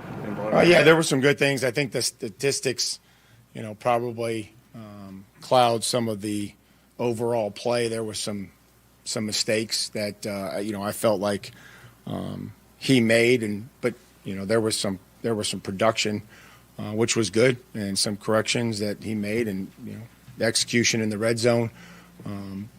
But there were just some other things that didn't really help us. How unique is his ability to stay on his feet and keep grinding when he's got 2 or 3 guys hanging on him? Yeah, he's got good play strength with the football in his hand, and went in there, ran behind him some, worked some of the other run schemes, and again plays on the punt team. So we're asking him to do a lot, but it's just some of the other details that have to get cleaned up. And there's some really cool finishes and pile pushes in there, and the 20-second play where guys are into it and tuned in later in the game. Dennis is down there running in there, trying to push the pile on a pass as the first one out of the stack. So there's a lot of good things from that regard. But just the overall execution and the flow of the game wasn't good enough. You've got 3 and out 10 times coming out of halftime during this 3-game losing streak. You've had negative 33 yards on the opening drive of the third quarter. Is that a failure to adjust coming out of halftime? What's going wrong? No, we had some egregious penalties and mistakes. So, I mean, it's 1st and 22, give up a sack, and 3rd and 27, and we don't block for a screen that nobody's going to convert, but hopefully we can help the punt team and get the screen started so then we can use our punter to maybe change field position. So for the season on 10 3-and-outs? Evaluating, everything. It's execution. It's our ability to coach them and make sure that the details are fixed, and it's just not one thing. Dylan Cole's particularly hard on himself after his shortcomings yesterday. Is that kind of the reaction you want to see from guys coming out of a loss like that? Yeah, I mean, I just think that it means a lot to everybody. It means a lot, to Dylan. He's got to play better. We'll try to make those corrections and see where we go next week. What race you do first time back, and are you hopeful you get maybe Traylon back in the mix at practice this week? We'll see where Traylon is. I'm not going to comment on anybody that's in the protocol. That's not my job. My job is to tell him to be honest with the doctor and the trainer and to check in on him to see how he's feeling. It's not my position to predict whether we'll get him back at practice. As far as Racy, I thought that Racy put a lot of work in mentally in his time away. So from a assignment standpoint, it was good. I think probably knocking some of the rust off on the special teams. And I think physically he came out okay. But with that, going back to Dylan and how he took that situation, do you find yourself when you're talking to a guy like that, you have to remind them, hey, you know what, on top of the division, still have control of your own destiny, or even have to remind yourself of that? Yeah, maybe, but I mean, we have to play better. We have to, again, eliminate the bad football. And remind him that he wasn't the only one. I mean, nobody did anything that was good enough, consistently enough for us to win. You've been emphasizing the formula, Mike, and the importance of the run game and the formula. How do you get so far away from Derrick after 96 yards in the first quarter? Well, I mean, I think that the way that the game went, again, we tried to, I think on the one possession, tried to, get a play to Chig. He went 8 yards behind the line of scrimmage, which wasn't what we wanted to do. We tried to get a catch and run, and then, that led to a 3-and-out. And then obviously in the second half, with the way that the game went, we couldn't.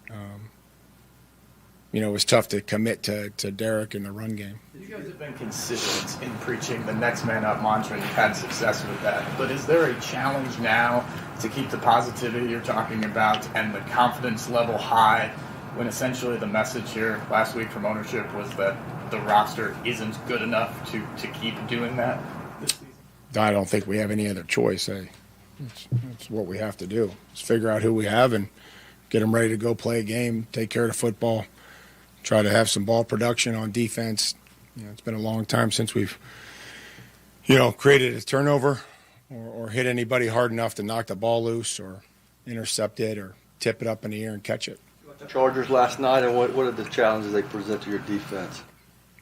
Well, I mean, they throw the football, and they're going to commit to it. They got young quarterback with a live arm and good skill players. We'll have to worry about the Chargers and our ability. We got to correct some mistakes here today. Looking at the Dontrell situation from a distance was pretty scary. How is he doing today? He's doing much better. Thank you. I don't think Dontrell won't be available this week, obviously, and so we'll continue to monitor him. I've seen him and today, and so he's doing good, which is the most important thing. How difficult is it this time of year, Mike, to plug and play guys when you get towards the end of the season? Being able to find guys who you can rely on. They come in on Wednesday, got a couple days to prepare and learn a game plan and figure out adjustments and checks, and like John Reed last week or Terrell Basham or anybody else that's going to come in this week. That's That's the job that we have to try to get them ready to go. I'm sure you talked about new sod and footwear choices, but still you had several guys that were slipping all over the place.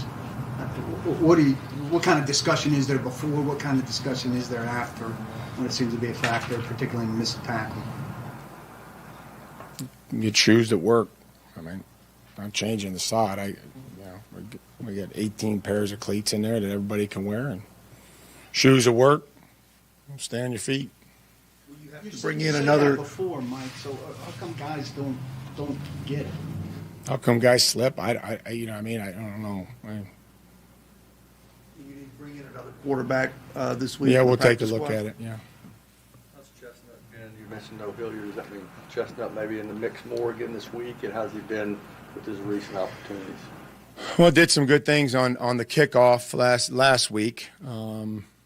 Had the kickoff returns, this week. It, hit it up in there, got us a decent average. We'll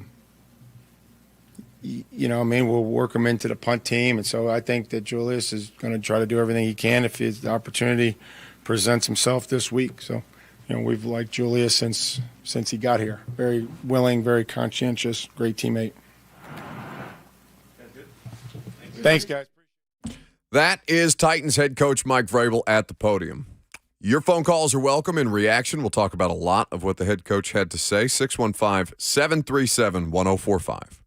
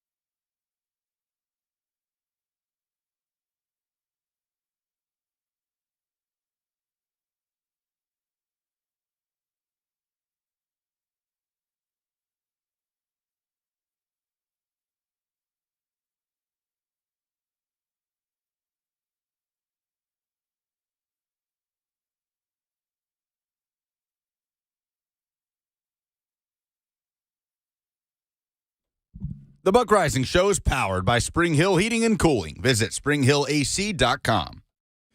So Mike Vrabel at the podium asked a variety of different questions about yesterday's loss, 36-22, at the hands of the mighty, Jacksonville Jaguars. Who was the starting quarterback of the Tennessee Titans the last time the Jaguars defeated the Titans in Nashville? 2013 would have been Hasselbeck? No. You going to give me the answer? Ryan Fitzmagic. Okay. So that was right around there, though. Ballpark. In what order was washed Hasselbeck and Fitzpatrick? No, Hasselbeck would have been right around when Jake Locker was drafted. So around like 2010. Okay. So it would have been a couple years after Hasselbeck, but yeah, that was kind of the Titans kind of wandering in the darkness for a little bit. It's just out there in the wild with Fitzmagic. And that's below, it really got bad with before it got really bad with Wiz and Hunt. But I'm trying to think who the Jags quarterback was. I think it might have been Gabbert. 2013 sounds right. David Garrard is too long ago. Though I think for some reason, that's the quarterback that I most associate with the Jacksonville Jaguars. I don't know why that's the case. I know, it's random. It's weird. I don't know why that is who the Jags quarterback for all time Jags quarterback. It's not Kerry Collins. It's not Trevor Lawrence. It's not Blaine Gabbert. It's David Garrard. When did Kerry Collins play for the Jags?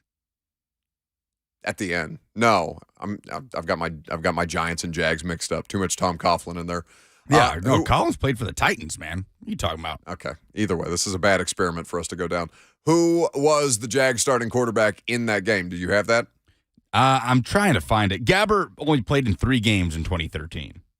So who was after Blaine Gabbert? I don't know. I'll see if What a terrible list of. See if I can find that little. This piece is not of an trivia. exercise I want to do. I swear to God, Kerry Collins had a Jags stint. Am I making that up? No, it's probably the Titans. I got the wrong AFC South team. 615-737-1045 is how Kerry Collins is a very significant quarterback. I know you weren't here, but he was a very significant quarterback in the Titans' history. No, I understand that. I got confused. There's another dude who looks like Kerry Collins. I feel like quarterback the Jags for a period of time. Anyway, let's not get bogged down. So I see a lot of reaction to Vrabel, and we'll take your phone calls on this shortly. About the kind of questions that he was getting. Jael says soft media questions as usual. Wow, what a cake job, Roger writes on the Zone TV chat. Chad Henne. Oh, that makes sense. Chad Henne is that what I'm doing? Chad Henne and Kerry Collins are not, there's no similarities between those two. Nope. I don't know why I'm struggling with that the way Chad Henne, who's still in the league. Back the Chiefs. Yeah. God, that's right. Chad Henne had they went for it on 4th down with Chad Henne a couple of years ago. It was wild. That's good for Chad. Well done. Anyway, Roger, literally no pressing questions about what the plan is to put out this dumpster fire. Okay, I'm confused. So, what? Did the questions not sound angry enough to your liking? I don't understand what was missed in that press conference. Mike, why can't you rush the passer? Well, we're trying to rush the passer the best way that we can right now, just not able to get home. Mike, why can't you block anybody? Well, couple different execution things. On and on it goes. Dennis Daly's the left tackle. Mike, why did you go away from Derrick Henry after the first quarter when he kind of went crazy and had an incredible second half? And the answer was, well, they came out in certain situations. The game dictated that we go away from Derrick. Did Derrick only have 2 carries in the second half? That can't be right. I read that somewhere this morning. Maybe in the third quarter, maybe 3 carries. I'll look it up. But there was a substantial drop-off from Derrick in the first half to the second half. Yeah, but it's because of the middle 8. So, all these, I'm sorry, the what? The middle 8 of the game. Oh, okay. Last 4 minutes of the first 4 minutes of the third quarter. Yeah. I mean, the game flipped. Yeah. Titans are up 14-13. And then the fumble leads to a touchdown. Jags are leading 20-14 at the half. They get the ball. They score. It's 27-14 before Henry's back on the field. Right. So 14 points. The game dictates that Derrick is going to play less. Yeah, suddenly they're down 2 touchdowns midway through the third quarter. Right. So that explains that. So, Mike Vrabel's asked all these questions. I just thought, do you want them to be asked angrier? Would that make you happy? What if we just started yelling these? Because we could yell these same questions. Just yell them at Mike. Who do you think that he would be the first person he punched? You tell me. I slick think it's Glennon. I don't know. But you can see it. I saw your face back there. We both love Johnny, but you know it's true. I think it'd be Glennon. So, yeah, I mean, to ask the same questions angrier, I mean, okay. Like, what is, oh, you know what I'm doing? Mark Brunell. I'm doing Mark Brunell and Kerry Collins. Do Mark Brunell and Kerry Collins look alike? I have no clue. Somebody just said that to me in the comment section, and now I'm like, it's jogged my memory. I feel like Mark Brunell is what I'm doing to Kerry Collins. I guess. I feel like there are some similarities between Mark Brunell and Kerry Collins. And also, if I got completely interchangeable with those two, like, okay, my bad. I'm so sorry. Thank you for whoever in the chat brought that up. That made me laugh. So, two Americas, Mark Brunell and Kerry Collins. I'm sorry. They don't all look alike. I am looking at a situation for the Titans and Derrick Henry in particular. And let's focus in on Derrick, okay? Because the idea that they got away from Derrick is not as important as the game dictated they get away from Derrick, even as he was having greater success. Like, he can't be in those situations. And by the way, when he was a receiver, he had half of the turnovers that they had yesterday. Derrick was sloppy. I know we're not used to saying that. And he was great when he was holding on to the football. And then all of a sudden he just gets loose with it. Is that the third fumble he's had? First lost fumble, but yes. Third fumble of the year, first that was lost. But that's a pretty, 3 fumbles is a lot for any running back. Like, I'm not used to seeing Derrick have ball security issues. Maybe I'm being prisoner of the moment like that. But like Derrick Henry has to have some accountability in the moment that changed that game. Absolutely. But you can look at that stat in several ways, right? Like, if you tally up the number of carries he's had since his last lost fumble, probably an exponentially high number. Yeah, carries to fight. That, you know what? That's a good way to put it into perspective. Yeah. How much more volume? How many Derrick carries has that guy had since the last time he lost a fumble? You know what? I bet like 200 something. I appreciate that context. That's completely fair. But again, and that's not like he wasn't accountable yesterday. Derrick is eminently accountable. I'm just saying, like, the criticism of Derrick is always going to be less because people like him more. And, like, Derrick is the best thing that they do at any given point. The fact that it's happened twice in 3 weeks, it's a problem. We haven't seen. I don't know what the correlation is. I don't know that there's a correlation there other than he needs to not do that. Yeah, Burks falls on one, and it's the Titans' touchdown. Jags, it lands in Josh Allen's lap, and it turns into a touchdown for Jacksonville. Brian in Nashville is next. Hey, Brian. Hey, guys. Good morning. I'm just worried, with Daly still out there, that he's going to cause us more and more losses. And this week, with Bosa coming back, yeah, it's going to be even worse. They've got to look at an option there. And then taking it a longer, further look out, this offseason is going to be taxing on this team. We've got 12 players, I think, in free agency. And in my opinion, we need to spend every one of our draft picks on some sort of offensive line player. We have no depth, and when one player gets hurt, that's it. Thank you for the call, Brian. They're not going to draft an entire draft of offensive linemen, but I understand your point. It's not a good situation right now. And I'm seeing comments made, AJ Parkinson on Zone TV. I'm sorry. You know what Arthur Smith never used to do? Never went off Derrick Henry ever. That's patently, you guys don't remember the whole reason. Like, it took Arthur forever to figure out how to stick with Derrick Henry. Like, so before Fire Todd Downing was a thing on the internet, before Fire Shane Bowen was a thing on the internet, there was a good portion of the 2019 season where you all wanted Arthur Smith's ass canned. I remember. Don't think I forgot. That was a very real thing when they came out in Carolina with a Dion Lewis first half game plan, and you all were screaming. And now it becomes Arthur Smith never went away from Derrick Henry. Mother bleeper, it took him half a season how to use Derrick Henry. Braden. And I love Arthur. By the way, Arthur has done a fantastic job. But like that kind of stuff is the stuff that I'm not interested in working uphill against today. Never, ever would Arthur Smith do that.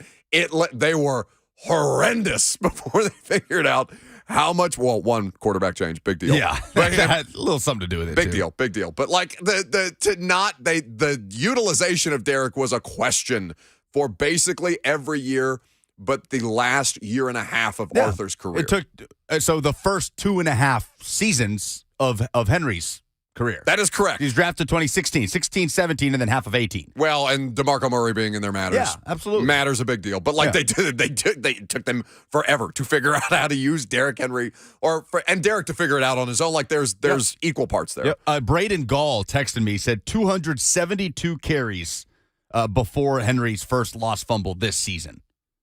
What a great way to put that into context. I'm glad that you did that. Because that is the exact right way to look at it. The volume for Derrick, as opposed to, I mean, obviously the fumbles in the last couple of weeks, not ideal. Can't be doing that. But it does kind of reimagine exactly what it is that guy's job is on a week in, week out basis, and how well that he does it in context of that. So yes, there was Isaiah Pearson says, we won that game in Carolina though. No, you didn't. You lost to Kyle Allen, who just got benched. He should have never been starting in Houston. Who, Kyle Allen? Yeah. I mean, I don't know why not? Like, it's for the same reason as Dennis Daly. Like, why the hell not? They're 1-11. I mean, they're the runaway number one pick at the moment, right? The Texans. My God, yes. They are a nightmare. Who has the second worst record in the league right now? It's just there's so many 5-8 teams. Like, why does everybody have to be 5-8? 5-8, 7-6. Everybody's just sitting there in that range. It's disgusting. It I mean, really the Bears is just are bad. 3-10. The Broncos have to be down there. The Broncos are 3-10. Okay. It's Bears and Broncos are 3-10, and then the Texans 1-11-1. Yeah. I'm just cracking up. The revisionist history on all of it, where people are just throwing things out there for the sake of saying something. Listen, I get it. You guys are frustrated. Your football team sucks, and you want to figure out why. And the answer may be just not very good. And I understand that's not satisfactory. I totally get that. It shouldn't be satisfactory. You pay a lot of money to go watch your football team. You pay money to purchase their jerseys and whatever else Titans paraphernalia that you have that adorns your home or your Christmas shopping or whatever. And you don't want it to look like that, where they just throw up on themselves after scoring 14 points in the first quarter for the first time since October. Of course you don't. Of course you're frustrated. And again, I saw them not get to the quarterback, turn the ball over 4 times, their best players making egregious mistakes in Derrick Henry, Jeff Simmons not being a factor. And I look around and say, okay, they might suck right now. Like, I know that also sucks as analysis, but if it's a failure at that rate, and also injury where these guys are just not out there, the best players that you have are not out there on a regular basis, then you're looking around and saying, okay, well then give me the training staff on a put their heads on spikes. Dennis Daly is clearly a problem, and I can't speak to the sports science conversation. I do think is interesting. What their philosophical approach to stuff like that is, because I don't know the answer to that question. I'd like to find out. That's probably an off-season project. But I think that as you continue to go along with this. I think it is kind of a no-win proposition, even as you might be able to scrounge out a few more wins. It's just, okay, to do what at this point? 615-737-1045 is how you jump in on the conversation. What Mike Vrabel had to say about Derrick Henry in particular and the fumbles that they've had. Mike was specific to the offensive line stuff and the inability to kind of get Derrick back into the flow of the game, the score separation stuff that we talked about last week. It became a thing again after they did well to manage it. They had the turnover. 20 of Jacksonville's 36 points came off turnovers yesterday. I mean, they just killed you. And by the way, this was a good Titans red zone day. They're 4 for 4. Like they got their swagger back a little bit, and then they killed themselves. Big B on YouTube. Simmons is a non-factor because he's getting double teamed because we don't have an edge rusher out there consistently push the pocket close. That's just an incoherent comment. Simmons is a non-factor because Simmons is a non-factor. Yes, he gets double teamed. He was getting double teamed before. Yeah, he doesn't have Danico Autry out there. Yeah, he's on a bum ankle. All those things matter. It doesn't matter. If he's playing and he's not playing well, then you have to look at the fact that he's not playing well. I don't care why it's happening. Fix it. Now, What happened? That's not a pop-up. No, I pressed a button on accident. What, you longing for high school football? You wanted to get an update? You were rewatching old broadcasts back there? My hand fell on the mouse and it was over that hotkey. I thought I hit something. No. I don't even have buttons in here. Jerk. Oh, it was rehash a bunch of high school football scores. Q is in Louisiana. Hey, Q. I was What's happening? About the game yesterday and about Amy. I'm gonna be wrap it up real short and sweet. It's just the lack of talent that we have because the coaches are terrible, but I'm not I don't stick up for Todd down like that, but I'm just being honest. It's only so much because he's not turning the ball over, he's not missing blocks. Yeah, the coaching is is bad. I'm making no excuses for it, but it's just like the players just not good enough, and I applaud Amy for just seeing it because the formulas for beating the Titans. I feel like it's just so simple. It just load the box up and beat me one-on-one. And I feel like once teams realized it was just that simple and just realized they just started doing it more. Oh, yeah.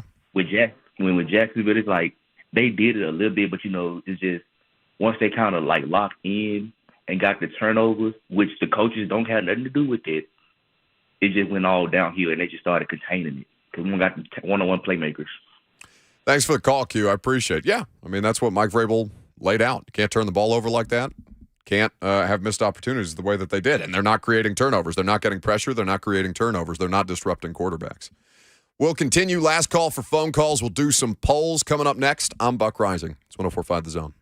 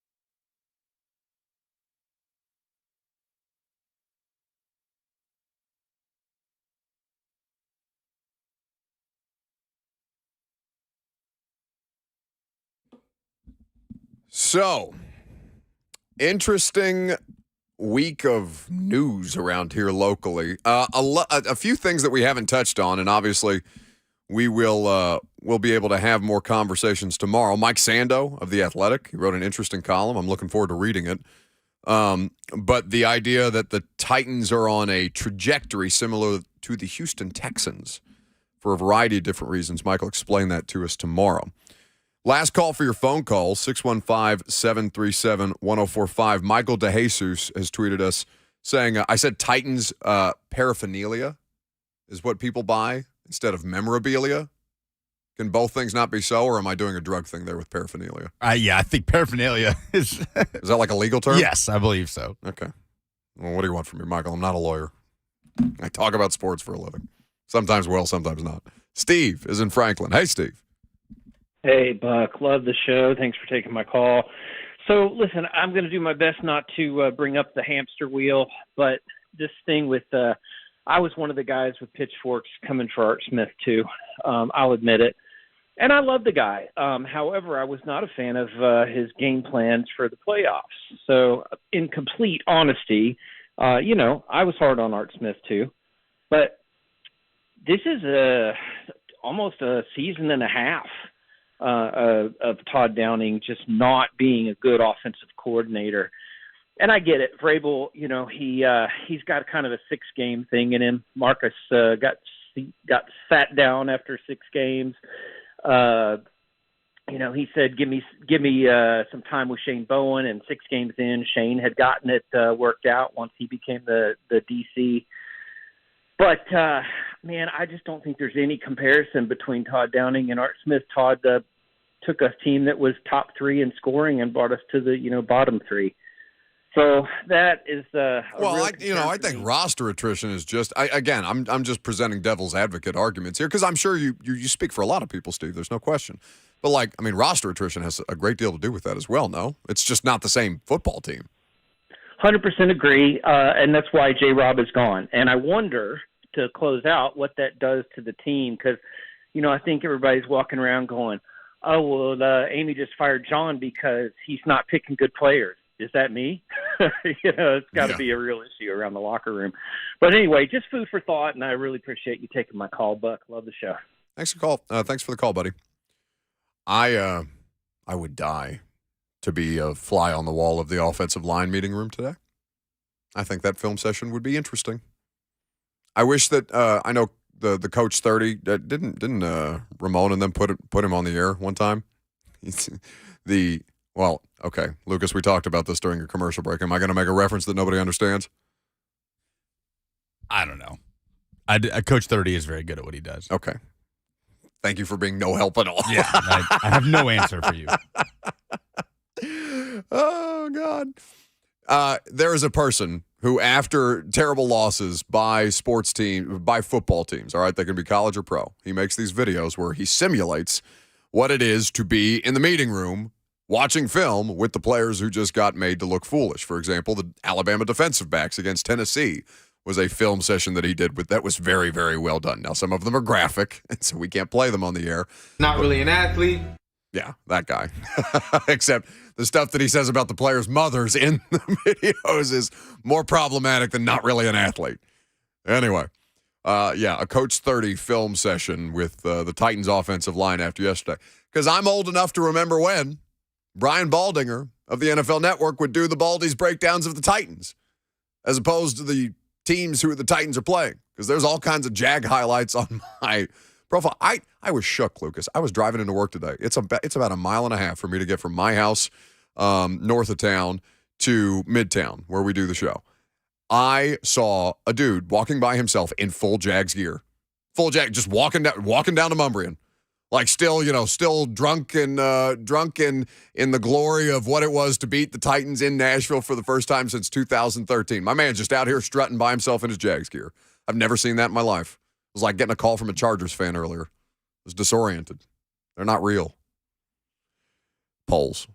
I don't know who you are, but I know what it's time for. A poll update on the Buck Rising Show.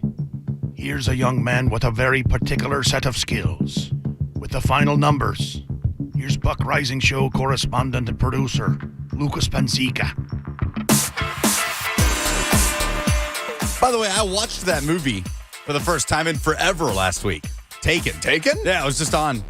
Oh, so is Taken one of these movies that if it's on, you'll stick with it? Like the first one, not the 6 that came after it. Yeah, they just keep getting kidnapped. I get so confused by why Liam Neeson at almost 70 years old is like our action hero for all times. Great movie. Do you think... Wait. Let's do this. Liam Neeson, is Taken a good movie? You can't do this during the polls. Really? It's all coming out of the same stuff. Oh, okay. I'm sorry. Presented by Two Rivers Ford. Two Rivers sells below MSRP on all non-specialty new Fords. Do you think the Titans' decision to fire J-Rob midweek impacted Sunday's performance? 70% say no. Yeah, I don't think so.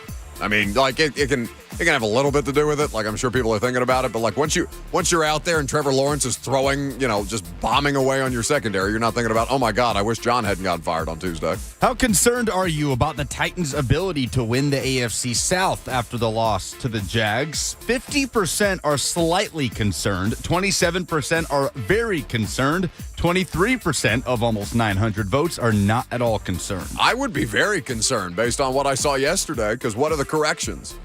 Like, David Long is out until week 18. The Titans' injuries are rampant on the defensive side of the ball, and if they can't get pressure, like, I feel like a lot of quarterbacks can do to them what Trevor Lawrence just did. Yeah, the Jags obviously appear to be on a better trajectory at the moment, but a home game against Dallas, a road game at the Jets, not easy. That's what they've got coming up the next few weeks. Has this version of the Titans already peaked? 84% say yes, it has. I think so. How much criticism does Derrick Henry deserve today? A lot, a little, or none? 53% say a little, 33% say none at all, 14% say a lot. A little. He deserves a little. You can't have 2 turnovers out of the 4 that they had. Those are the polls. Excellent. That's the show. Appreciate you guys as always. Thanks for spending your time here with us. As I mentioned, Mike Sando tomorrow. Bring your winners and losers of the sports weekend. I'm sure there will be some nominees for members of the Titans organization, and we'll have a great time doing it together. Prime time tonight at 8 o'clock, and if not, radio show starts at 10 a.m. Blaine and Mickey are next.